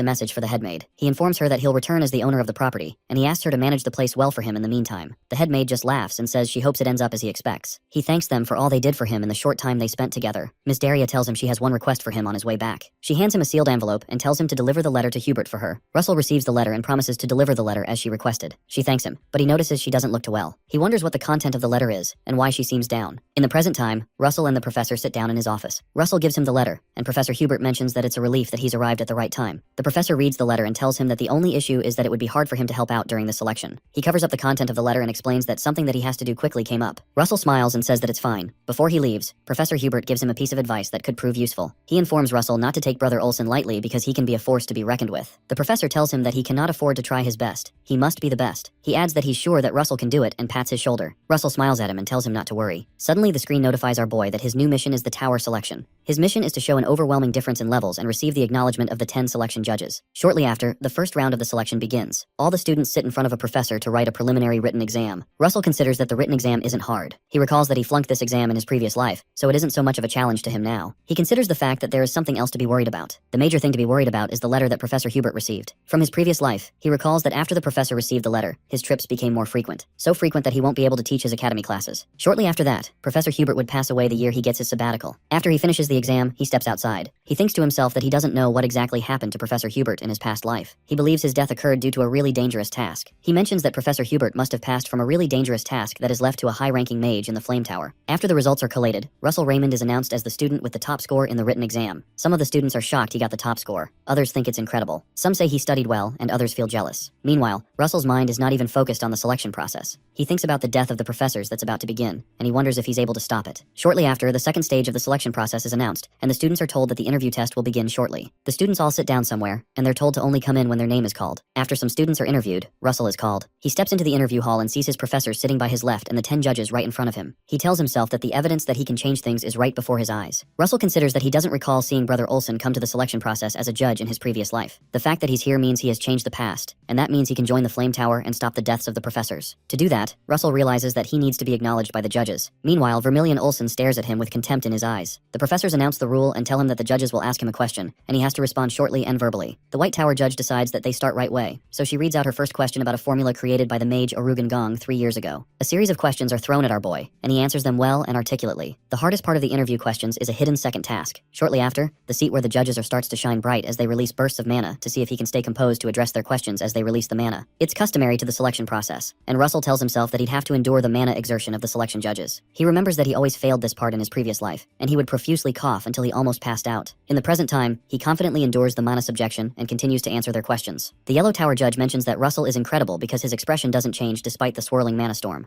Meanwhile, Vermilion Olson doesn't seem impressed. Brother Olson smirks and mentions that this isn't much of a mana storm. He suddenly amplifies the intensity to know if Russell will be able to bear it when it gets stronger. Russell notices the strange change in the mana intensity, and it becomes harder to withstand its effect. Olson just smirks, and the effect of the mana storm starts to affect the guards who are standing behind the judges. The Yellow Tower judge looks at Olson, and he confirms that he's really a crazy tiger. The Yellow Tower judge tells himself that the candidate could die if this continues. Russell starts to find it a bit harder to cope, but he doesn't budge. He continues to look right at the judge as he expects their next question. The Spear Tower judge is shocked to see that Russell is enduring this barrage of mana. He notices that even the newly appointed professors assigned to the examination are having a hard time enduring the intense mana storm. The Spear Tower judge considers that Russell is surely a desirable genius. Suddenly, the system brings up a notification that Russell has managed to get the acknowledgement of 9 judges out of 10. Olson continues the intensity, but he is surprised to see that Russell is enduring it. He decides to increase the intensity a little bit more to know if our boy will be able to survive. Russell starts to get pretty uncomfortable, but he manages to maintain his position. Vermilion Olson doesn't back down and keeps increasing the intensity of the mana storm. Suddenly, the Spear Tower judge places a hand on Olson's shoulder and informs him that they have other interviews to perform, so he needs to stop. Olson hisses at the Spear Tower judge's comment, but he decides to stop. Olson retorts that it's such a shame because it was about to get fun. Meanwhile, Russell stands resolute, but his clasped hands start to shake behind him. Meanwhile, the new professors, who have been sweating profusely, rejoice that they survived the mana storm. One of the judges commends our boy that he did well and informs him that he can leave. They ask the next person to come in, and Russell heads out of the room. Our boy collapses on the waiting chair after the intense exam. He heaves a sigh and says within himself that he thought he was going to pass out. Suddenly, a notice screen pops up. The screen tells him that he has gained the acknowledgement of 9 selection judges out of 10. Russell smiles uncomfortably when he realizes that the system is trying to tell him this isn't enough, and he needs one more to pass the mission. He laughs within himself and says Olson isn't an easy target. After the second test, the judges from the towers walk through the hall, and they talk about Russell Raymond. The Spear Tower judge mentions that Russell is the student that the Fire Tower Master has been keeping an eye on, which means he's off limits for them. The Yellow Tower Master mentions that he's a student that anyone would want on their side, and it's a pity that he's already taken. Vermilion Olson doesn't say a word and just walks in front of them. The White Tower judge cheerfully asks Olson when he's going to start to train Russell as the youngest Flame Tower disciple, but she's met with some rebuttal. Olson angrily turns back and asks her who told her the boy is going to be his junior. The White Tower judge realizes she's stepped on a nerve, so she quickly tries to rephrase what she said. The other judges just watch uncomfortably, and Olson angrily turns away from them. They wonder why he's so uptight. Olson recalls a time when he had taken some newbies that just got enrolled into the Flame Tower into the field to fight. In the flashback, one of the newbies doesn't do a great job at maintaining the barrier while some swordsmen attack them. The enemy strikes their barrier and cracks it. The knights kick down the younger mages and stab them to death. That night, Olson eventually takes out all their enemies, but the younger ones don't survive the ambushment. As he stands amidst the dead bodies, tears roll down his eyes as he mourns their deaths. In the present day, he remembers that if there is one weakling among them that falls, everyone falls. It seems this is why he's so hard on Russell. Shortly after, the third round of the screening test begins, and they all gather outside. The organizers announce to the participants that their next test is something like a treasure hunt of sorts. The man tells them that they'll have to go into the lush Walker Hill forest, and they'd have to find green mana stones. He announces that they will be awarded points based on the number of Man W stones they can find and the order in which they return. Russell reasons that some of the other guys will be desperate enough to try to steal other people's mana stones, so he has to be careful. They're told to line up so they can be released into the forest. While they're forming a line, a notification screen appears before Russell again and tells him that the last part of the mission is winning Olsen's approval. He looks at the screen blankly, and he wonders if senior disciple Olsen will even acknowledge him at all. He considers how he's been treating him since the screening began, and he wonders if Olsen will still approve him if he clears the third round. While he's still thinking, he hears the announcement to start searching. Russell joins the other boys, and they scurry into the woods to find the green stones. As the boys rush into the woods to find the stones, our boy decides that there's one thing he can do to find the stones faster. Moments later, Russell uses some fire magic and begins to summon Pepper. Pepper soon appears in his arms, and Russell tells him it's been a while. He apologizes for keeping him away and explains that he couldn't use magic at school. Pepper seems quite excited to see him and playfully roars like he always does. Russell asks Pepper if he can help him and summons his compartment to bring a red mana stone. He tells Pepper he needs him to help find a stone that looks like this. He moves the stone closer to the spirit, and Pepper sniffs it. Pepper picks up the scent of the mana stone and flies away when he detects a scent nearby. Russell notices Pepper heading in a direction and excitedly mentions that it seems he's found one. For some time, our boy follows the spirit through the woods as they continue their quest to find the stones. Soon after, they reach a spot where there seems to be a red magic circle. Meanwhile, in another part of the kingdom, some people have a discussion inside a magic material store. A man in a cloak who appears to be a flame tower guardian questions the store owner and asks him where the mage he traded with went. The man, who looks quite confused, tells him that he doesn't know, and all he did was to sell him some raw materials for a ritual. The interrogator changes his voice and asks him if he knows the truth about the ritual he speaks of. He asks him if he knows that the mage came to buy those materials for a pagan spell. The man is shocked to hear that his customer had bought materials for a pagan spell. The guardian pushes him roughly to get him to talk. He tells the man that aiding a cult is the same as treason against the kingdom, and the man realizes he's in a lot of trouble. The guardian, who is now very angry, asks one more time if he knows where the mage went. The man stammers and repeats that he doesn't really know where the man went. He goes on to say that all that he heard was that a snarly woman who kills people by burning them had taken a disciple, and this mage they're looking for has gone to check it out. In a flashback, this dangerous mage watches as Miss Dadia speaks to Russell in Maldiva. The mage watches as Russell receives a cape of the Flame Tower Guardians from the Flame Tower Master. The guardian lets go of the man and thinks to himself that the person these people from the cult have a grudge with is no one else but his teacher. He uncovers his face, and it's clear that it's Professor Hubert. The professor rushes outside, and he tells himself that Russell is in danger. Professor Hubert's body is consumed by fire, and he runs from the place using teleportation magic, running to warn the academy about how dangerous the screening test is. Meanwhile, one of the students looks around and curses when he can't find any of the mana stones. He complains that he's unable to use light magic because he doesn't want to attract the attention of other contestants and become their target. As the guys walk further into the woods, he notices a dark, strange figure. The boy stops when he sees the moving figure, and he exclaims. The boy sends a wind arrow at the strange figure, but nothing happens. The attack doesn't seem to do any damage. The boy notices that it looks like a man, so he tells the person that he startled him. The candidate keeps watching the strange figure, and he wonders if he's also a candidate. When he doesn't get a response, he decides to turn around because he thinks he's dead. He wonders whether to check on him, but he decides to ignore the man since it's a competition, and it's every man for himself. As he walks away, he gets an idea. He looks back at the strange figure and reasons that this strange guy might just have a stash of mana stones he can take. When he turns back to check out the man's dead body, he doesn't find him there. When he notices the spot is empty, he wonders where the strange figure went. He notices something moving behind him and quickly glances back, and he's shocked by what he sees. A loud scream ripples through the forest, and it's clear the contestant is down. Meanwhile, Russell keeps following Pepper around to find the mana stones. As they move in, Russell wonders if they've gotten to the middle of the forest. Right in the middle of the field, there's a bag that looks like it's filled with a bunch of green mana stones. Russell comes closer and wonders why the mana stones are in one place when it was supposed to be a treasure hunt. Russell pats Pepper in the head and tells him he did a good job, but he reasons that something seems strange about this place. He notices something else inside the bag and crouches down to see it. It turns out to be a golem's core. Our boy picks up the core and notices that it's broken. As he inspects it, he notices that it looks like it was broken before a golem was even summoned. As he investigates, Pepper seriously growls at something behind him, so he turns behind to see what it is. Suddenly, a series of spikes emerge from the earth and try to impale Russell. The spikes keep coming out of earth and keep advancing to where our boy is crouched. Russell notices the spike and wonders what the heck is going on. The spikes from the earth start rapidly moving forward and extend higher, so Russell quickly activates his wizard body aura and jumps out of the way. As he jumps out of the way, he sees a different attack with light magic, and Russell wonders how his attacker is quickly able to switch magic like that. Balls of light float in the sky and shoot dangerous beams to the ground. The balls keep shooting beams at our boy, but he manages to dodge each attack because he's quick on his feet when he uses his magic aura. As the attack continues, Russell figures out that he's not being attacked by one person. Suddenly, some magic spears are fired at him while he's not looking, but luckily Pepper spots them. Pepper quickly releases some fire out of his mouth and burns the spears before it reaches Russell. Russell looks behind and realizes Pepper had deflected the attack, so he commends him for doing a good job. Our boy quickly summons his firebolt. He shoots bolts of fire through the light balls and breaks them. The explosion from the impact is quite great, and it causes smoke to break out in the surroundings. Russell tries to peer through the smoke, and he wonders why he's being attacked. Even though the attacks have suddenly stopped and there's a moment of silence, Russell still maintains his firebolt. When the smoke clears, Russell sees the three mages he's been fighting against hiding in the bushes. When he looks closely, he recognizes them as the honor students that have been selected by the towers. Beside another bush, the White Tower honor student, who's been using light magic, hides there. Russell also notices the Spear Tower honor student, and he asks them why they're using cowardly tactics like this. The Yellow Tower honor student tells him to shut him and asks him how a bastard like him was able to discover the mana stone first. The guy reasons that he's sure that they're the only ones who knew about the mana stone's location. When he looks closer at Russell, He notices Pepper behind him, so he realizes he has a spirit with him. The Spear Tower Honor student also notices the spirit, and she proclaims that she understands how he found the Mana Stone so quickly. The White Tower Honor student also notices and wonders how Russell had managed to hide this level of skill that allows him to contract with a spirit from them. Russell just laughs at their words and asks them what's so great about finding the Mana Stone so quickly. He adds that they make it seem as if he shouldn't have found it. Russell finally tells them that something comes to his mind as he thinks of this scenario. He informs them that he knows that they made a secret deal with some of the professors to get them to put all the Mana Stones in one place where only they would know. The Yellow Honor student doesn't say anything, but he only thinks to himself that Russell is a quick thinker. Our boy says that he doesn't have the intention of getting involved in their secret deal, but he tells them to get out of his way. The Yellow Tower Honor student gets angry at his words, so he activates his aura and rushes towards him. As the guy rushes towards him, Russell suddenly disappears and appears behind him. He smiles and whispers into his ears that they'll regret it if they don't let him go ahead, shocking the guy. The Spear Tower Honor student also notices it and is shocked. The White Tower Honor student opens his mouth wide as he realizes that Russell just used the blink teleportation magic. While they're still at it, Pepper begins to growl at something that seems to be hidden inside the woods. Russell notices this and asks him what's wrong. He quickly realizes that they're not alone, so he looks into the woods to investigate what's wrong. Russell notices that the trees are moving. He turns toward the Yellow Tower student and asks him if the professors who are helping them told them that they would also destroy the golem core that he found in the bag. The Yellow Tower Honor student tells him that they didn't. The other students walk forward, and they mention that they also thought it was strange that a broken golem core was in the bag. Russell suddenly unhands the other guy when he realizes there's some trouble brewing. He quickly summons a firebolt when he hears some noise coming from the forest. He focuses away from them and looks at the forest and says that something is coming. The birds in the forest also begin to fly away in response to whatever is disturbing the peace. Inside the woods, some ferocious and dark-looking monsters with green eyes rush towards the boys. When Russell spots them, he exclaims, and mentions that they're the undead. The Spear Tower Honor students ask how the undead got into the testing area, and the rest of them look scared. The Yellow Tower Honor student suddenly freezes due to fear, and he tells himself that he needs to run away. As he turns to the side to make a run for it, he finds out that there is nowhere to go. He stops in his tracks, and a look of despair develops across his face. The undead form a large circle around them, and there's nowhere to run. Suddenly, Russell creates a large firewall around them while Pepper goes to fight off some of the beasts. The Yellow Tower Honor student sees the firewall and realizes that Russell is using fourth circle magic, which none of them have attained. Russell looks at them and tells each of them to pick a direction to face and fight the monsters that manage to break through the walls. The students just stare at him speechless, crippled by fear. Our boy shouts at them and tells them to answer him because they're running out of time. They all stammer and give an answer, as they realize that they're the ones who were ambushed when they thought they were the ones setting an ambush for him. The Yellow Tower Honor student says to himself that it's hard to think that they were picking a fight with someone like him. If they had gone ahead, something really bad would have happened. While he thinks, an undead manages to break through the wall in his direction. As the undead cross the wall, they're met with fire arrows that pierce into them due to Russell's quick reaction. Russell tells them that the firewall is only a temporary measure, and they need to find the sorcerer who summoned the undead beasts. Meanwhile, inside the woods, two sorcerers who are controlling the beasts chat with one another. One tells the other that the child from the flame tower is here, referring to Russell, and the other one laughs and says he wonders how long Russell will last. In the middle of the forest, some of the undead keep breaking through the firewall. One hefty-looking zombie guy breaks in again. He ends up with a hole in his head as he's hit with a bolt of fire. Russell stands in front of the headless zombie, and he thinks about how these undead monsters must have surfaced. He thinks about the heretics who seek forbidden magic. He recalls that in the past, the Flame Tower Master had brutally killed the members of this heretic cult. He wonders if these new ones are remnants of the old heretic movement that survived the destruction. Our boy wonders what the heretics are now planning to do by coming here. As he's thinking, three undeads who have managed to break through the fire come towards him. He releases another firebolt and creates wide holes in their heads. Russell realizes that going deep into his thoughts will affect him, so he decides to focus on the fight in front of him. He analyzes that the magic that they're using is a type of curse. Russell recalls that one of the characteristics of such curses is that it uses low levels of mana, so the longer the fight drags on, the more they'll be at a disadvantage because they're expending a lot of mana to fight this swarm of undead soldiers. He quickly turns back at the other guy and tells them to use their mana efficiently. He explains that they can do this by decreasing their firepower and aiming for the vital points of the undead army. The Yellow Tower Honor student hears him and says that's easy to say but harder to do. The White Tower Honor student agrees and says that the selection judges will be here soon anyways, so they only need to hold out until they arrive. The Spear Tower Honor student overhears him and tells him that the selection judges won't come, and the Yellow Tower Honor student asks her what she's talking about. Russell agrees with the White Tower Honor student and says he's right. He adds that there's no way that the selection judges won't notice this. They're sent from the capital's prestigious magic towers, and they definitely would have noticed this wicked form of energy around them. The Spear Tower Honor student doesn't agree and says that their enemies are probably using a trap to erase all signs of mana. Russell remembers the circle he saw just moments before discovering this site, and it seems that the girl's theory is right. The Yellow Tower Honor student starts to get worried that they'll have to face this many people on their own. The Spear Tower Honor student realizes the best thing they can do is to follow Russell's advice, so she tells them to reduce the size of their attacks and make the edges sharper, and she does the same to her ice spears. She reshapes the spears and fires 3 of them at the heads of 3 zombies, and the attacks knock them down easily. Meanwhile, the White Tower Honor student starts to streamline his beam of lights to minimize the amount of mana he's using. One of the sorcerers notices that the students are saving their mana, so he informs his fellow that they're quick-witted. The other sorcerer, who appears to be his senior, tells him that it doesn't matter because he's about to give them a problem that will cause them not to be able to save their mana. Right behind them, there's a large undead troll monster with a huge metal axe. In the middle of the firewall, the students notice something different coming through the fire. This time, the large monster easily walks through the fire, bearing his metal axe and armor. It looks like it's about to go down. The monster looks at them with green eyes and growls angrily. The students all stop fighting, shocked to see a troll in their midst. The Spear Tower Honor student quickly creates a trail of ice in front of the troll to make it slip and lose its footing, while the White Tower Honor student tries to attack it. The White Tower Honor student releases some light balls and attempts to fire deadly beams at it. The student fires the troll with several beams with a magic called Crystal Laser. After the attack ends, the troll doesn't look affected at all, and there's not a single wound on the beast. All their attacks did was to make it angrier. The troll raises its sword and proceeds to pummel the White Tower Honor student to the ground. The student just stands in front of him, crippled with fear and unsure of where to run. The boy just stands there, scared to his bones. Suddenly, Russell summons his signature move and brings out the Blaze Lance. Before anyone can say Jack Robinson, Russell leaps to weeds the monster with his lance in hand and cuts through its chest with maximum release of power. The lance cuts through the troll's chest and burns through its body. Russell lands back on the ground and watches to see how much damage was done. Meanwhile, inside the woods, the core that the sorcerer was using to control the troll suddenly breaks, and that shocks him. The junior laments to this senior that Russell managed to take down a whole troll in one blow, but his senior just angrily fumes. Inside the firewall, the Spear Tower Honor students notice that the magic that Russell just used is distinct. She scans the sword and realizes that the power from it rivals the destructive power of 5th level circle magic. She keeps staring at Russell, and she wonders if he's a student in the same academy as she is. Russell doesn't notice her staring at him, but something in the sky suddenly catches his eye. He looks into the sky and notices Pepper flying around a particular region. In the camp of the enemy, the sorcerers notice Pepper hovering over them, and they're unsure of what to do. Russell smirks when he picks up the signal, and he excitedly mentions that he's been able to find out where they're hiding. Russell activates his wizard body to give him more strength to do what he's about to do. He bends backward with the blazing lance and proceeds to throw. His eyes whiten and fill up with rage as he gathers all his strength to make the throw. Russell throws the lance with all of his might and a little more, so he tells them that it's his turn to attack them. A blast of fire emerges from where the boy is and heads right into the woods to where the sorcerers are staying. The two sorcerers see the advancing bolt coming towards them, and the junior tells his supervisor that they need to dodge because their location has been exposed. The blazing lance keeps tearing through the sky, and it heads for the two sorcerers. The senior sorcerer decides not to dodge the attack and says that they need to block it. To block it, they control several of the undead to stand in the way of the blazing lance and take on the impact. The undead rush right towards the lance as if it's their long-lost cousin. The zombies collide with the lance with a strong impact, and an explosion ensues. The senior sorcerer becomes shocked by what happens next. It seems that his idea of using the undead as a body shield doesn't work so well, because the lance rips through them and continues to head towards them. The man quickly starts to create a shield to repel the lance backwards. Soon after, a great explosion occurs in the forest, and the students see it from where they're standing. Russell looks at the spot and wonders if he was able to get them. The undead army that was attacking them seems to have stopped after he sent an attack to those who were controlling them. From the spot where the explosion occurs, the senior sorcerer curses that Daria seems to have raised a monster. The sorcerer holds up the junior sorcerer, whom he had used as a body shield from the attack. He mentions that they were saving a secret weapon to fight the selection judges. The senior sorcerers smirks and say that it seems that they'd have to use it on Russell first. In the middle of the forest, Russell sees something shocking. Some undead skeletons advance toward them while holding some students from their academy hostage. About a dozen undead skeletons come out with a student from their academy each, and they're unable to fight back without injuring their colleagues. In the academy, some of the crooked professors try to stop Professor Hubert from entering the examination center and respectfully protest that only selection judges are allowed in there. Hubert doesn't listen to them and charges inside to speak to his superior, senior brother Olsen. Olsen sees him and asks him if the mission he went on is over. Professor Hubert quickly informs him that the cult followers are also on the move. Professor Hubert tells him that the cult members are after Russell and that the candidates at the examination grounds are also in danger. This provokes Olsen, who asks how the cult members got the effrontery to cause trouble where he's present. Meanwhile, in the woods, the sorcerer informs the students not to move as much as a finger if they don't want trouble. He controls the undead to make the captives kneel, and they point their swords at them. The sorcerer tells them that he'll kill all the captives and turn them into his soldiers if they make any funny moves. Russell remains silent, and he notices that the sorcerer had gagged all the captives to prevent them from casting spells. He considers teleporting towards the guy using his blink method and piercing through him with his blaze lance. The issue with that is that the guy can quickly control the undead to kill the captives before he dies, and that not be a good plan. He'll not only kill the captives, he'll kill them all. The sorcerer tells them not to try to resist and says they should step forward. The sorcerer specifically requests that Russell steps forward, referring to him as the kid from the flame tower. Russell confirms his suspicions that they came here to get him. He clenches his fist and creates an aura, but he decides it's not a good idea to fight back. Our boy slowly walks forward, as was instructed to avoid any bloodshed. The sorcerer tells him that he thinks it's impressive that he'd give up his life to rescue his friends. Russell scoffs and says these guys are barely his friends. He says they're people who prey on the weak to their own advantage. The Yellow Tower Honor student overhears him and realizes they're fried. He also adds that they're those who will get closer to the strong to their own advantage. The Spear Tower Honor student overhears him, and she doesn't feel too good about herself. Russell continues by saying that all he ever got from the other students was scorn, loathing, and envy. He says that they're all just people that are jealous of others. The sorcerer looks at him in silence, processing what he had just said. Russell breaks the silence and tells him he probably cannot understand. He says he's doing this because it's the mission of a guardian to protect people. His words shock the rest of the guys, who had expected him to express hatred and enmity. The sorcerer doesn't understand his logic, and asks how he can still be thinking about missions and justice in a world where the strong preys over the weak. The sorcerer says that words like that are too big to be coming from weak people. Russell smiles at his remark and retorts that it's funny he's saying that because he's been hiding at the back all day, and hasn't had the courage to kill his enemies by himself. His words sting the sorcerer, who tries to calm himself. The sorcerer decides to respond and says he'll oblige him since he wants him so much. Suddenly, one of the undead skeletons comes behind Russell and ties up his arm. The sorcerer controls the undead to gag Russell's mouth so he can't cast spells, and tells him he'll kill him with his own hands since he wants that so much. The sorcerer calls him the Flame Tower Kid, as an evil aura surrounds him entirely. After our boy boy is subdued, the man grabs an odd-looking green sword and jokes that it's a shame that he won't be able to hear his screams as he kills him, but he realizes that he doesn't have a choice. The man walks closer to him and brings the knife closer to stab him. Russell recalls that there's a type of magic that does not need you to chant spells to use them. This type of magic is one that you can cast from within your mind. He remembers the time when he had just contracted with the spirit, and the system appeared to inform him that he would be gaining an extra reward for attaining great enlightenment by summoning spirits. He remembers wondering what the additional reward was. In the flashback, the system delivers a strange ring to him. Back in the present, he thinks about how artifact magic is the type of magic that allows you to use magic without actually casting spells. The ring is called a cloudy ring, and it has the shapes of a ring, but it transforms into a thundercloud when needed. Suddenly, a strong thundercloud develops over the place where they are. The sorcerer doesn't notice it and continues to pour out threats about what he's about to do. The man tells him that his death will be the first of many in their revenge plan. Suddenly, the sorcerer hears a lightning strike behind him, and he wonders what's going on. As he looks up, he notices a strange thundercloud in the sky. Meanwhile, Russell, who is still tied down by the undead, starts to release streaks of lightning from his body. When the time is right, our boy summons the thundercloud in his mind, and he tells it to crush them all. The magnitude of the lightning strike is so large that even the honor students have to cover their faces to avoid getting blinded by the enormous light released. The lightning strike continues to hit on the spot, and everyone that seems to be in its way becomes barbecue. The sorcerer passes out and drops the core he was using to control the undead on the ground, and it breaks. The man just stands there and seems to be experiencing some rigor mortis as the electric charges run through his body. Finally, he falls to the ground, and the other undead soldiers follow suit, but Russell is the only one standing. Russell, who is still pretty electrified, tries to loosen the rope that was used to tie him from behind. Suddenly, someone appears behind him and helps him out. It turns out to be the Spear Tower honor student who tells him that she can't believe that he thought of artifact magic in a situation like this. She whispers within herself that this guy is really something. After she frees him, Russell smiles at her comment and thanks her for helping him out. The Spear Tower honor student scratches her head and tells him that they're the ones that are supposed to be thanking him. She quickly turns around and says that they have to call the judges here quickly. She informs Russell that it looks like everyone needs treatment. Meanwhile, the Yellow Tower honor student removes the rope from another student's hands and tells him not to forget to notify the judges what he did for him. Russell assures the Spears Tower honor student that the judges are going to arrive soon, so she asks him how they'd know about what's going on here. Russell just smirks and informs her that his friend will guide them here. Nearby, Pepper finds the trap that the sorcerers had used to block the mana and burns it with his breath. Through the entire forest, Pepper manages to create a trail of fire to direct anyone who's willing to find the students. Russell explains the plan to the Spear Tower honor student, who is astounded by his brilliance, and she wonders how many steps ahead he was thinking. As she walks away, Russell notices his ring is still releasing lightning. He looks at the cloudy ring on his fingers and realizes that it uses much more mana than is expected. As the Spear Tower honor student walks past the unconscious bodies, the body of the sorcerer starts to move. With his face half burnt, he starts to chant to a spirit, and he tells it that his devotion is to it. As he dies, he proclaims that he devotes his life, his lifespan, and even this death. Russell and the Spear Tower honor student hear him talk, so they quickly turn around to investigate the issue. The sorcerer invokes a terrible spell that combines his body with all the bodies of the undead army to summon something called a giant skeleton. Soon after, a huge undead skeleton emerges, and it looks like he's here to get revenge. Russell winces from its bright aura and realizes that the monster is something that far exceeds the fifth circle. The Spear Tower honor student urges the others to quickly run into the forest, because the new enemy is quite formidable. The Yellow Tower honor student is the first to run away. Before he leaves, he spots the bag with the green mana stones and considers taking it. The Spear honor student notices Russell isn't running and questions why he's staying to fight. Russell explains that the large monster is targeting him. He says he's the only one who can buy time until the judges arrive. Meanwhile, Olsen and Professor Hubert rush to the training field. The girl reasons that Russell should be out of mana by now and wonders what he plans to do. The monster quickly raises its claws and smashes the spot where Russell is standing. Russell teleports from the spot because the attack can't be blocked with a shield. He prepares his blaze lance and concludes that even one strike can be quite dangerous. He decides to quickly attack with the blaze lance. The lance cuts a deep gash in the monster, but it looks far from dead. Russell observes that the attack injured the monster, but realizes it's going to be harder than he thought. He notices the flesh beginning to regrow and hisses, wondering if it also has the ability to regenerate. While he's thinking, the monster strikes at him with its tail, but misses. The monster quickly launches another attack right in front of his face. He manages to dodge that one, but the monster responds before he can regain his footing. He realizes he's in trouble and exclaims. Out of nowhere, some ice strikes the tail and deflects the attack, surprising Russell, who is about to be impaled. Nearby, the Spear Tower honor student loudly reminds Russell that he saved her life, so she can't just leave him behind. The monster is shocked by the intruder and looks toward her. Meanwhile, the other students scurry away to safety. She reminds him of what he said, that this is the mission of a guardian. Meanwhile, the White Tower honor student and some others turn back when they hear the monster roaring. The Yellow Tower student questions why they're going back and calls them crazy. He insists it's not his problem if something happens to them. Meanwhile, the junior sorcerer wakes up, revealing he didn't die after all. He notices the monster and wonders if it could be a sacrifice spell his senior cast. He laughs at Russell and sneers that it serves him right. Meanwhile, the other students return to join Russell in the fight. The White Tower honor student apologizes for being late, but Russell is surprised they came back. He looks at them in confusion. Eventually, he smiles, glad to have the support. He summons his blaze lance and eagerly tells them he won't stop them since they want to fight together. However, he instructs them to follow his lead if they want to survive and win this fight. Meanwhile, the Spear Tower honor student continues battling the monster. Russell announces to the others that he'll create a crack with his blaze lance, so they need to put their all into it. He launches his lance one more time and aims right for the monster's face. When the lance almost reaches its target, he signals the others to fire their attacks. The combined assault results in a great explosion. Half of the monster's face is blown off, but it's still standing. Russell tells them to go one more time, but his hands are now shaking. He immediately attempts to summon another blaze lance. Meanwhile, the professors find the route that Pepper created. Russell declares that everyone has joined him because it's the mission of a guardian. guardian, so they have to push further. He tells himself he needs to protect them, so he generates another blaze lance and sets it to full output. His eyes become reptilian, signaling that he's in his dragon mode. He fires the lance at the monster at full power as the other students launch their attacks. The great fire from the lance flies through the air and strikes the monster's face again. Shortly after, Vermilion closes in on the huge monster. He's shocked to see the students fighting a massive skeleton. He wonders what these weaklings are trying to accomplish together, and remarks that they should have just run away. Vermilion Olsen believes that being fragile is a weakness. To him, if one person falls, everyone else falls along with them. Meanwhile, he observes Russell generating his blaze lance at full output and directing it at the monster. As he waits to see what will happen, he notices the lance tearing through the monster. At that moment, Vermilion realizes that if one of these weak ones rises up, all of them rise up. He watches as their combined effort triggers a large explosion that takes the monster's head clean off. Suddenly, the head of the senior sorcerer is exposed, making it clear that he's the one controlling it. He cries out that it's not over yet, and the monster begins to heal again. Vermilion quickly takes charge and launches himself at the monster. He uses a magic spell called Overheat, channeling a great deal of energy into his hand. The sorcerer is stunned as he spots Vermilion charging toward him. Vermilion calls him a wicked being and commands him to disappear. The attack is so intense that it almost blinds the students. The monster is completely vaporized by the attack. Russell smiles at Vermilion and remarks that he should have come faster if he was going to intervene. He suddenly collapses from mana exhaustion. Professor Hubert catches him and commends his good work. Vermilion smiles at him and seems impressed. The screen shows that he's gained the approval of the last judge and has been awarded an intermediate stone. Sometime later, Russell wakes up somewhere else. He gets up and finds Professor Hubert by his side. He immediately inquires if the other candidates are safe. The professor assures him that they are, thanks to him. Russell says that's a relief, and the professor agrees, adding that they might all be dead if it weren't for him. Russell chuckles and says he had some help. The professor promptly asks if he's curious about the test result. Russell suddenly remembers they had a test and urges him to reveal it. The professor explains that the judges had many concerns, especially because of the attack caused by the heretics. Due to the attack, the third test became irrelevant, as teamwork proved more important than competition. Meanwhile, the Yellow Tower student ran back with all the mana stones and didn't stay to fight. The professor reveals that, with this in mind, the judges reached a conclusion. They decided that in this selection test, the person who deserved the highest score was Russell. Russell is shocked to hear the news that he got the highest score. He thanks the professor, glad that he can finally graduate from the academy. The professor informs him that an investigation has begun into the heretics to uncover the mastermind behind the attack. He assures Russell that they'll soon get to the root of it. Russell informs Professor Hubert that there was one more heretic on the field. The professor is surprised to hear this because they had only found one. Apparently, the injured sorcerer escaped amidst the chaos. As he escapes, he swears to make Russell pay for this humiliation. Vermilion, who has been standing nearby, comments that it seems they lost the other sorcerer. Senior Vermilion steps in and asks to speak with Russell for a while. Professor Hubert protests, saying Russell needs rest. Russell notices the tension and reassures him that it's okay. Later, Vermilion and Russell head outside. Vermilion remarks that Russell must have felt dragged down while fighting the heretics. He says this because he assumes Russell had to fight alongside weak people. He explains that he still believes being fragile is a weakness, and that perspective hasn't changed. Russell agrees but asserts that the weak exist, so the strong can grow stronger and protect them. Because of this, the weak will always strive to improve, inspired by the strong who protect them. Thus, no one is left behind, and everyone takes a step forward. Vermilion listens silently. He suddenly smiles and remarks that it wasn't a bad response. He tosses a white sack to Russell and urges him to open it. Russell is shocked and wonders what's inside. He unwraps it to find a cloth he immediately recognizes as a Flame Tower robe. Vermilion smirks and warns him not to get ahead of himself just yet. He explains that if Russell wants to join the Flame Tower, there's still one more test. Russell is confused since the selection test has ended. The senior explains that it's an ancient tradition of sorts they put them through before they can join. Vermilion suddenly creates a circle around himself. He declares that the test is for Russell to force him out of the circle, using any magic he wants. He states that if Russell can't move him, there will be a fitting price. Russell replies, warning him not to regret giving him the opportunity to attack, and retrieves a mana stone from his compartment before consuming it. He smirks and reiterates that he can use any magic. Russell smiles as he formulates his plan. Shortly after, Professor Hubert notices something that shocks him. Senior Vermilion tries to brace himself as he is hit by one of Russell's lightning bolts, and one of his legs crosses the circle. He smiles as he recalls that he's covered by armor that is no less than a fifth circle. But, oddly, he is still moved back by this boy's attack. Professor Hubert rushes to the spot and asks senior brother Olsen what he's doing. He complains that he would corner the young boy when he's yet to recover. Vermilion doesn't budge and tells him that this is their Flame Tower long-standing tradition. Hubert retorts that his behavior is something that he'd expect from a new disciple. Vermilion gets angry and asks him what he means by that, and says the tradition is to instill discipline in Russell before he joins them. Hubert angrily rebuffs that he thinks the Academy's pillars are going to fall if he installs more discipline in the boy. Hubert apologizes to Russell in senior Vermilion's stead, but Russell laughs and says it's okay. Vermilion ignores Hubert's comment and tells Russell that he's the only person who has passed this test since he started doing them. It seems that Russell used a specially crafted magic that he invented using the power of his magic ring as well as the blaze lance at once. Not only that, much to Vermilion's surprise, he summoned a spirit to add to the attack. Vermilion tells him that he was honestly surprised, and Hubert is shocked to hear that Russell summoned a spirit. Russell summons Pepper and introduces him to them. The two men look at the spirit, and they think it's cute. Sometime later, at the Academy's graduation, Russell reads his valedictorian speech. He wishes the other students well as they continue the journey of life. Everyone claps for him after he ends his speech. Sometime later, Professor Hubert commends his speech, and Russell thanks him. Professor Hubert reminds him that he's not a student anymore, so he tells him to call him senior brother now. Russell affirms that and calls him senior brother. Brother Hubert smiles and asks him if he has a place to stay in the capital. Russell informs him that he's thinking of getting a small room on the outskirts of the capital. capital. Hubert tells him not to do that, but to stay at his place since he can't go home until his contract with the academy ends. Russell excitedly asks if that's okay, and the professor says it is. Brother Hubert says he bought the house from the master, and it's funny that he hasn't used it. Sometime later, Russell moves into the house. The system congratulates him on his graduation, and gives him an unknown reward and a high-grade mana stone for the first time. Russell checks out the unknown reward and finds the map from the last time. The system notifies him to find the place marked on the map and solve the connecting mission. Russell smiles because he recognizes the place. It's a forbidden island that humans are not allowed to step on called Kulil Island. It's because it is swarmed with magic beasts, and it's a very dangerous place where you have to be at least a 6th circle. Our boy reasons that he's very curious as to what this opportunity requires of him. He recalls that the power of the King's Horn was put into him. He wonders if all of this is just to make him stronger, or if there's a greater mission that he needs to get stronger for. He sits down to rest and realizes he doesn't know just yet. Regardless, he concludes that he has to get stronger, because there's a lot to protect anyway. Sometime later, on a coach, Vermilion asks Russell if this is his first time going to the capital. Russell tells him it's not because he's been there before. Vermilion recalls that he's from the Raymond family, so he should have known. Russell suddenly tells senior brother Vermilion that he has something to ask him. He asks him about the duty that Professor Hubert was tasked with, and asks if it's something that's related to the heretics. Vermilion just stares at him and listens. Our boy says that if that's not the case, there's no way that the professor could have returned when they were attacked. Vermilion smiles and comments that he's quick-witted. He affirms his suspicions, and says that Hubert's mission is to track the Society of the Heretics. He says that he's not sure whether it's right to call their cult a society. Russell excitedly confesses that he would like to help with that mission as well. Vermilion is shocked by his statement and asks him if he's serious. He watches the boy closely, and he notices that it doesn't look like he's bluffing. He grins and tells Russell he's a man, so it's okay that he dreams big. He promises to inform the master about his interest, and Russell thanks him. Vermilion says he'll only do it if he can learn the magic he'll teach him before they arrive at the capital. Russell laughs when he realizes brother Vermilion really likes to place bets. He says that the magic is called overheat. He grins and says it's a magic that kills with one hit. Vermilion triggers the magic and says it's a one-hit kill spell done by focusing one's mana in one spot, although it's temporary. He says you could think of it like pulling back on your mana and shooting it like a slingshot. He smirks and asks Russell if he can do it. Later, the two of them get down from the coach to see if Russell can use overheat. Russell slows down and tries to focus all his mana in one palm. Later, he tries it by shooting an attack at a rock. After the smoke clears, the rock reveals a huge hole, and it looks like it's a successful test. Vermilion smiles and says to himself that this was beyond his expectations. He's surprised that Russell used overheat with his own origin magic, which is fire. He wonders if he's seen anyone as talented at this before. Russell's hand suddenly begins to shake. Vermilion informs him that overheat uses momentary focus, so he has to be careful because he won't be able to immediately attack after using it. Russell notes that and says that it's a risk using it against a strong opponent. Vermilion smiles and informs him that's not always the case. He tells him that the best defense is the greatest offense. When they reach the capital, Vermilion reminds him about what he said about not knowing when a stronger person will appear. He says that, however, the strong are bound to underestimate the weak, and they always have a moment when they let down their guard. Meanwhile, a man named Alan tries to help an older man come down from a high place. Russell sees the man and recognizes him. Vermilion continues his explanation and tells him that if he's in such a situation, the trick up his sleeve will decide who wins the fight. Later, Russell meets with Master Daria. He thanks her for her help, which has helped him rise to this position. She just smiles and congratulates him for joining the Flame Tower. She tells him that his arrival overlaps with the visit of the Spear Tower Master, Hemingway Melville, who had arrived with a young Spear Tower mage, Alan Page. Melville speaks and says he was wondering why Daria chose today of all days to meet him. He says that he now realizes that it was to brag about a disciple she got in her later years, and Daria tells him that he's right. She says that Russell is a hero who took down a heretic at a young age. Russell looks at Alan Page again, and he recalls that in his past life, he obtained the title of the youngest 6th circle in a few years. He recognizes him as a strange genius, and he recalls he was the mage that saved his life. Melville jokes with Daria and says it's normal for him to brag. He says that if she looks at it objectively, Alan's skills are better. Vermilion becomes tired of them going at it again. Daria asks Melville if he has forgotten that their newest disciple is younger, and Melville says he knows. The two oldies jab each other in a back-and-forth quibble. Alan suddenly places his hand on Melville's shoulder and says their master isn't usually like this, but he shows his childish side when he meets Daria. Master Melville exclaims and calls Alan a rascal for spouting such nonsense, but Alan jokes that he must miss his youth. Alan reminds him that they have to visit the royal palace, and Master Melville agrees. Alan approaches Russell and apologizes for his master's behavior on their first meeting. Russell laughs and says that it's fine. Our boy says that, however, he was disappointed because he'd like to show him his magic. Vermilion is shocked by Russell's words and reasons that the boy must be full of himself. Melville laughs and says that Russell is quite daring. He says he wonders where that confidence comes from and fills the room with his aura. Russell is shocked to see the aura of the Spear Tower Master and says it feels like he's in an ocean. Master Melville laughs at Russell's comment and says he didn't know anything could surprise him at his old age. As he gets up to take his leave, he asks Daria to bet with him, and this surprises her. He tells her that in 5 years, if her disciple catches up to his completely, he'll give her one of his mythical relics. Daria looks satisfied and exclaims. Russell hears him and recalls that mythical relics are artifacts from the Age of Myths. They're relics that existed in the forgotten Age of Myths. According to what he's heard, even the weakest relics hold mana bordering the 7th circle. Daria says he should change it to 3 years, and Melville is shocked. She proposes that if her disciple doesn't catch up to his in 3 years, then she'll give up her own mythical relic. Master Melville laughs and reminds her she can't take it back now. She just smiles and informs him to prepare his artifact ahead of time. Melville finally leaves and notifies Alan to follow him. Alan bows respectfully and informs the Flame Master that they'll be taking their leave as Melville continues laughing. When they step out, Alan asks his master if it's okay for him to put a mythical relic on the line for a bet. Melville informs him that it is not, which shocks Alan. The master turns back toward him and tells him to do his best to give it his all. Alan cringes and says he feels like the older one in this relationship. Meanwhile, Vermilion tells Russell that he doesn't seem to be able to stay still on his first day. He asks him if Alan is his friend, so Russell apologizes. Our boy wonders if he really did something wrong. Later, Miss Daria speaks with Russell and informs him that Olsen told her that he'd like to help with tracking down the cult members. He confirms that he would like to. Master Daria mentions that he spoke just in time because she just received reports from their spies. She informs him that they discovered traces of the cult member who attacked the academy. He was seen somewhere in Sudra, a neutral city, and he's trying to run away all alone. Russell recalls that Sudra is a so-called paradise for criminals, which must be the reason he chose this place to run to. Master Daria mentions that tracking the offender down will be easier for him since he's confronted him before. She says the only issue is that the offender will probably be prepared to defend himself again. She asks him if he's still going to take the risk. Russell surprises her by saying that he will fulfill his duty as a guardian of the kingdom. The master seems pleased by his reply and informs him he'll depart the next morning. She tells him that she'll prepare a teleportation portal for him and reminds him not to forget his supplies. Our boy is glad she gave him permission, and he figures that he's taken the first step to stop Professor Hubert's death. The next morning, Russell travels to Sudra in a coach. Inside, he's surprised that they gave him 2 highest grade potions, which he's never been able to use because they're pretty expensive. Russell guesses that the master is worried since he's their youngest disciple, even though she allowed this mission. While he's traveling, he sees a building that catches his eye, so he decides to stop by for a bit. It's the Louvre Museum, where his time travel began. He rushes to the room where he saw the dragon heart. He says to himself that all this time he's been wondering why such a miracle happened to him. His conclusion is that it was for him to grow more and protect even more people. Suddenly, a screen pops up with a mission to get the heart of the dragon folk with an unknown reward. Another notification shows him another mission called Dragonication, where he draws on the power of a dragon at his will, with rewards of 3 intermediate stones. Russell realizes that securing the heart of the dragon folk means he has to make a great contribution to warrant the granting of a commodity belonging to the royal family, which is pretty difficult, but not impossible. He checks the other mission and wonders what on earth Dragonication is. The system decides to explain it to him when it realizes he doesn't understand it. To explain it, the system triggers a strange burst of mana, and Russell's eyes become like those of a dragon. Russell recalls that he's felt this sensation before when he experienced a boost of magic at moments of crisis. He notices his reptilian eyes in the mirror and wonders if he's the one in the mirror. Later that day, he reasons that this power must have manifested during the fire trial, and it must be the reason he was able to survive it. He wishes he was able to control the sensation at will. He also considers the fact that he might be able to increase its potency by adding the overheat technique to Dragonication. If he manages to do that, it may be an extreme death blow that could come close to being a 6th circle. The only issue is that he doesn't know how to master it, since the power only manifests on its own when in danger. Pepper overhears him complain that he doesn't have time to train because of the mission, and realizes it won't even be possible to summon Dragonication with the usual training. Pepper gets an idea and tries to drag him away. He keeps sulking, and he tells himself no matter how much he focuses, he can't feel the same sense of crisis at will. Pepper notices he doesn't budge and gets angry. Suddenly, Russell notices a stream of fire over his face. He quickly gets up and notices Pepper growling in dragon language. Russell laughs and asks him if he can help him out. Pepper smiles and growls affirmatively. Later, Russell sits attentively as Pepper sits on his head. He tries to cross over into the mana world, just like Lady Ilo taught him. He soon appears there in his mind and remembers he was here with Ilo. The flow of time here is different compared to the normal world, and it might be the perfect place for magic training. The only issue is that he doesn't have a sparring partner. Suddenly, he looks back when something startles him. A huge, massive dragon appears, and it's clear that it is Pepper. Russell is shocked to see his true form, but Pepper just playfully nudges him. He thanks Pepper for helping him, but he says he's not comfortable fighting him. Russell notices that Pepper brought some other spirit beings for him to fight against, and he laughs that he was worried for nothing. One of the spirit beings looks like a man, and Russell smiles when he sees him. He cracks his knuckles and tells Pepper to do him a favor. Meanwhile, in a pub in Sudra, some of the spies report to their captain that pagans have left the city and ask if they should chase them. The captain orders them to get all hands on deck to pursue. The captain asks a man named Jackson to report to Miss Daria that the situation has changed. Jackson affirms his orders and tells them all to be careful. The captain smiles and says that he doesn't have to worry. He informs him that he heard a divinity trained by Daria herself is coming to help. He adds that he can't let whoever it is come to take away his chance to play. Immediately after, he orders the men to follow him as they go out on the mission. 3 days later, at a hideout in Sudra, Jackon realizes that they need the Flame Tower divinity to get here quickly. He sends a report through a crystal orb and notifies them that the Flame Tower scouts are missing. Later that day, some guys notice something odd on the street. They're surprised to see a kid like Russell in a hardcore place like Sudra. Sudra is a neutral city where criminals usually come to escape the law. Russell realizes that it would have taken him a while to reach Sudra if it hadn't been for the teleportation gate in the royal city. Regardless, it still took him a week to get here with the gate. But thanks to the image training in the spirit realm, he was able to train well, and it was as if it took him months to get here. He remembers his fights in the spirit realm and how he was able to learn Dragonication. After he does, the system notifies him that he has manifested the power of a dragon at will, and his dragon horns will manifest as per his current level. He's also told that during Dragonification, his use of the flame attributes will increase greatly. Regardless, he realizes that there are still too many problems that need to be solved. He remembers fighting with the gruesome spirits in the realm, and how his Dragonification stopped after a few seconds, allowing the monster to strike him to the ground. The first problem is that the power lasts just for 15 seconds. The second problem is the recoil of using it. Just like when using overheat, you become pretty defenseless immediately after using it. Meanwhile, while walking, Russell sees a big stick swing in front of him. A man stops him and asks if he's lost his way. The man smiles and tells Russell that he can show him the way if he wants, but our boy doesn't reply since it's clear the guy is trying to rob him. Russell grabs the stick from his hand and tells him it's such a coincidence that he ran into him, and all the men who surround him are confused. After being beaten to a pulp, the guy cheerfully takes Russell to a place called the Wyvern Tavern, like he has promised. The two beaten men bow in respect and say that they hope he had a comfortable trip. Russell laughs within himself that these guys are worthless idiots, so he tells them to leave. When Russell steps in, he spots Jackson, who's working as a bartender. When he sits, Jackson asks him what he would like, and our boy says he'd like a cocktail of a red drake mixed with a 12-year-old Briggs. One guy nearby laughs and calls Russell a lunatic because he's going to have a cocktail of drinks with over 70% alcohol. Russell realizes that he could die if he drinks something like that. But the order he made is a secret code of the Flame Tower. Jackson catches on and says within himself that he can't believe such a young boy is a divinity of the Flame Tower. As he serves him a drink, he wonders if he's not too young. Suddenly, Russell is surrounded by a magic shield. Jackson tells him that it's soundproofing magic and the customers cannot hear their conversation. He introduces himself to Russell and informs him that he's a mage of the Red Tower dispatched here. He says he works undercover as the manager here at the Yellow Wyvern. Russell also introduces himself and suggests that they go somewhere else. When they step outside, Russell asks him about the scouts that went missing 3 days ago. Jackson affirms that this is true, and the last they heard of them was that the scouts were headed towards the desert ruins, tailing the sorcerer that attacked the boys. Russell asks if they fell into a trap, but Jackson says they aren't the type of men to act in a rush and fall for some trap. Russell asks him if he has the map for the path to the desert ruins, and Jackson wonders what he needs one for. Our boy says he needs to rescue them, but Jackson tells him that place isn't one where he can go alone. He says that the ruins where the scouts went missing are close to the Empire's borders and are quite dangerous. Russell reasons that Jackson doesn't seem to trust his capabilities, but Jackson suggests that he waits for extra reinforcement. Suddenly, Russell activates his mana aura, and this shocks the man. Jackson recalls that he heard he reached 4th circle recently, but the energy he's giving off is at least 5th level magic. The worst part is how easily he's controlling it. Jackson coughs from the impact of the mana aura, and confesses that it seems he was a bit hasty. He says he'll tell him the way to the ruins. Russell smiles when he realizes his approach worked. Meanwhile, somewhere else in Sudra, the sorcerer reports to some people higher up in the heretic sect, and tells them that they left behind traces as per their order. The 2 concealed sorcerers commend his good work, and say they can already smell the blood of those who would come to investigate. The next morning, Russell heads to the desert ruins. As he guzzles a bottle of water, he wishes he had known about the heat earlier so he could improve his ice magic. He pours some of the water on his head because the place is pretty hot. Eventually, he arrives at a building in the middle of the desert ruins where the men were last seen. Our boy notices that there are a lot of entrances into the building. He reasons that if his mission was only to find the cultists, he would have just nuked the ruins and forced them out. But since they might have the scouts captured in there, it's not an option, and he'd have to go inside. Russell reasons that they probably have traps inside the building. He decides to go in through a different route if that's the case. In a bid to enter through the most unexpected way to surprise them, he leaps onto the top of the building. He drops in through the roof and cushions his landing with some wind magic. After he lands, he's glad to notice there aren't booby traps coming for him. When he looks in front of him, he sees a large drawing of a man fighting alongside a dragon. The man that's standing next to the dragon seems to be a black-haired warrior. He looks to the end of the drawing to see the opponent, but realizes that part of the image has been torn out. While he's looking, he hears someone say it's a surprise to see him. He turns around and spots the sorcerer from before. The sorcerer comments that he can't believe it's the guy from the academy that's chasing him. With him, there is an army of enemies on both sides. The sorcerer says he's glad he walked in here on his own, so he won't have to go through the trouble of finding him again. The army is made of undead soldiers as usual. The man says that he'd grant Russell death as a show of his gratitude. Russell laughs and asks him if he hasn't been running a bit too far for a guy who talks so big. The sorcerer becomes angry and his eyes burn bright. He orders that he dies, and the undead army launches forward at Russell. The sorcerer considers that these are the corpses of elite soldiers who died on the battlefield. This means they'll be much stronger than the ones Russell fought before. He grins and tells himself that this will be the boy's grave. Russell suddenly responds, and he creates a firewall around him like the last time. The sorcerer is shocked and asks if he's using the same magic again. Russell just laughs and says it's not the same one, but it's going to be different this time. Our boy recalls that draconification isn't the only thing he practiced during his time in the spirit realm. He relies on his training and starts to expand the magic firewall. After that, he decides to add a vector formula to make it mobile, and it becomes a fire wave. The undead army remains around, unable to cross the firewall. Suddenly, the wall burns fiercer and grows. The fire reaches outside and envelopes the undead monsters. The fire burns them up and even covers up the entire room. The sorcerer watches in shock as the fire wave burns up his army, and he feels it shouldn't have been so easy. After the fire settles, Russell walks towards him and says that he can see him. The sorcerer is shocked that Russell can see him because he was using an invisibility cloak. He's shocked that Russell was able to use detection magic amidst those flames. He curses when he realizes he's in trouble, and it's too late to run away. Russell runs towards him with a maniac grin on his face and announces that it's too late to run away. The impact of the attack is so strong that a massive explosion rips through the entire ruin. The man doesn't die. He collapses and starts to cough profusely. Blood starts to come out of his mouth, and he wonders if this is all he can do to put up a fight. Russell walks towards him and tells him to surrender now and save them both the trouble. The man says that he can't do that, and Russell wonders what he's talking about. The man staggers to his feet and says that his soul doesn't belong to him, and as if that wasn't enough, he sold his family too. The man screams out that he's given out everything that belongs to him. Suddenly, 2 people appear over the ruin and jump down through the hole while Russell isn't looking. The female, named Beth, uses a magic called Demonic Claw, and the man uses one called Nightmare Tail. They seem to be the people the sorcerer was reporting to. Russell quickly turns back and notices the monsters heading for him. They both land an attack on the spot where they're standing, and some dust and smoke cover the entire area. The smoke clears, and Beth laughs at the sorcerer, telling him he's looking good. The man says he understands that he's just the bait, but he finds it pathetic that such a young kid would rough him up this much. Beth scorns him by saying the look of a drying rat looks perfect on him. The already weak sorcerer informs them that Russell is the guy they're looking for. He tells them that he's the target, the disciple of the Flame Tower Master. The 2 cultists are shocked to hear that and become angry when they hear Daria's name. Meanwhile, Russell protects himself from the impact using a shield. He opens the shield and tells the attackers that filthy people like them better keep his master's name out of their mouths. Suddenly, another screen pops up and gives him a mission to capture at least one of the 3 cultists, or kill them all. The cultists turn towards him, and the male one tells him he would have been much better off with a quick death. Beth agrees, as she laughs like a maniac. She calls Daria a B-word and says there's no way her disciple would die so easily. The woman announces that she'll kill him, make a marionette out of his body, and then make it dance in front of the flame tower. The male cultist orders the sorcerer, whom he calls Xavier, to quickly block the entrance, and he brings out his nightmare tales. Beth covers up the entrance with the bones of the dead soldiers. She activates her demonic claws and says this is getting fun. Russell notices these guys are using a full frontal attack and not calling on the dead while hiding in the shadows like the other sorcerers. He figures that they're nothing like the other opponents he's faced till now.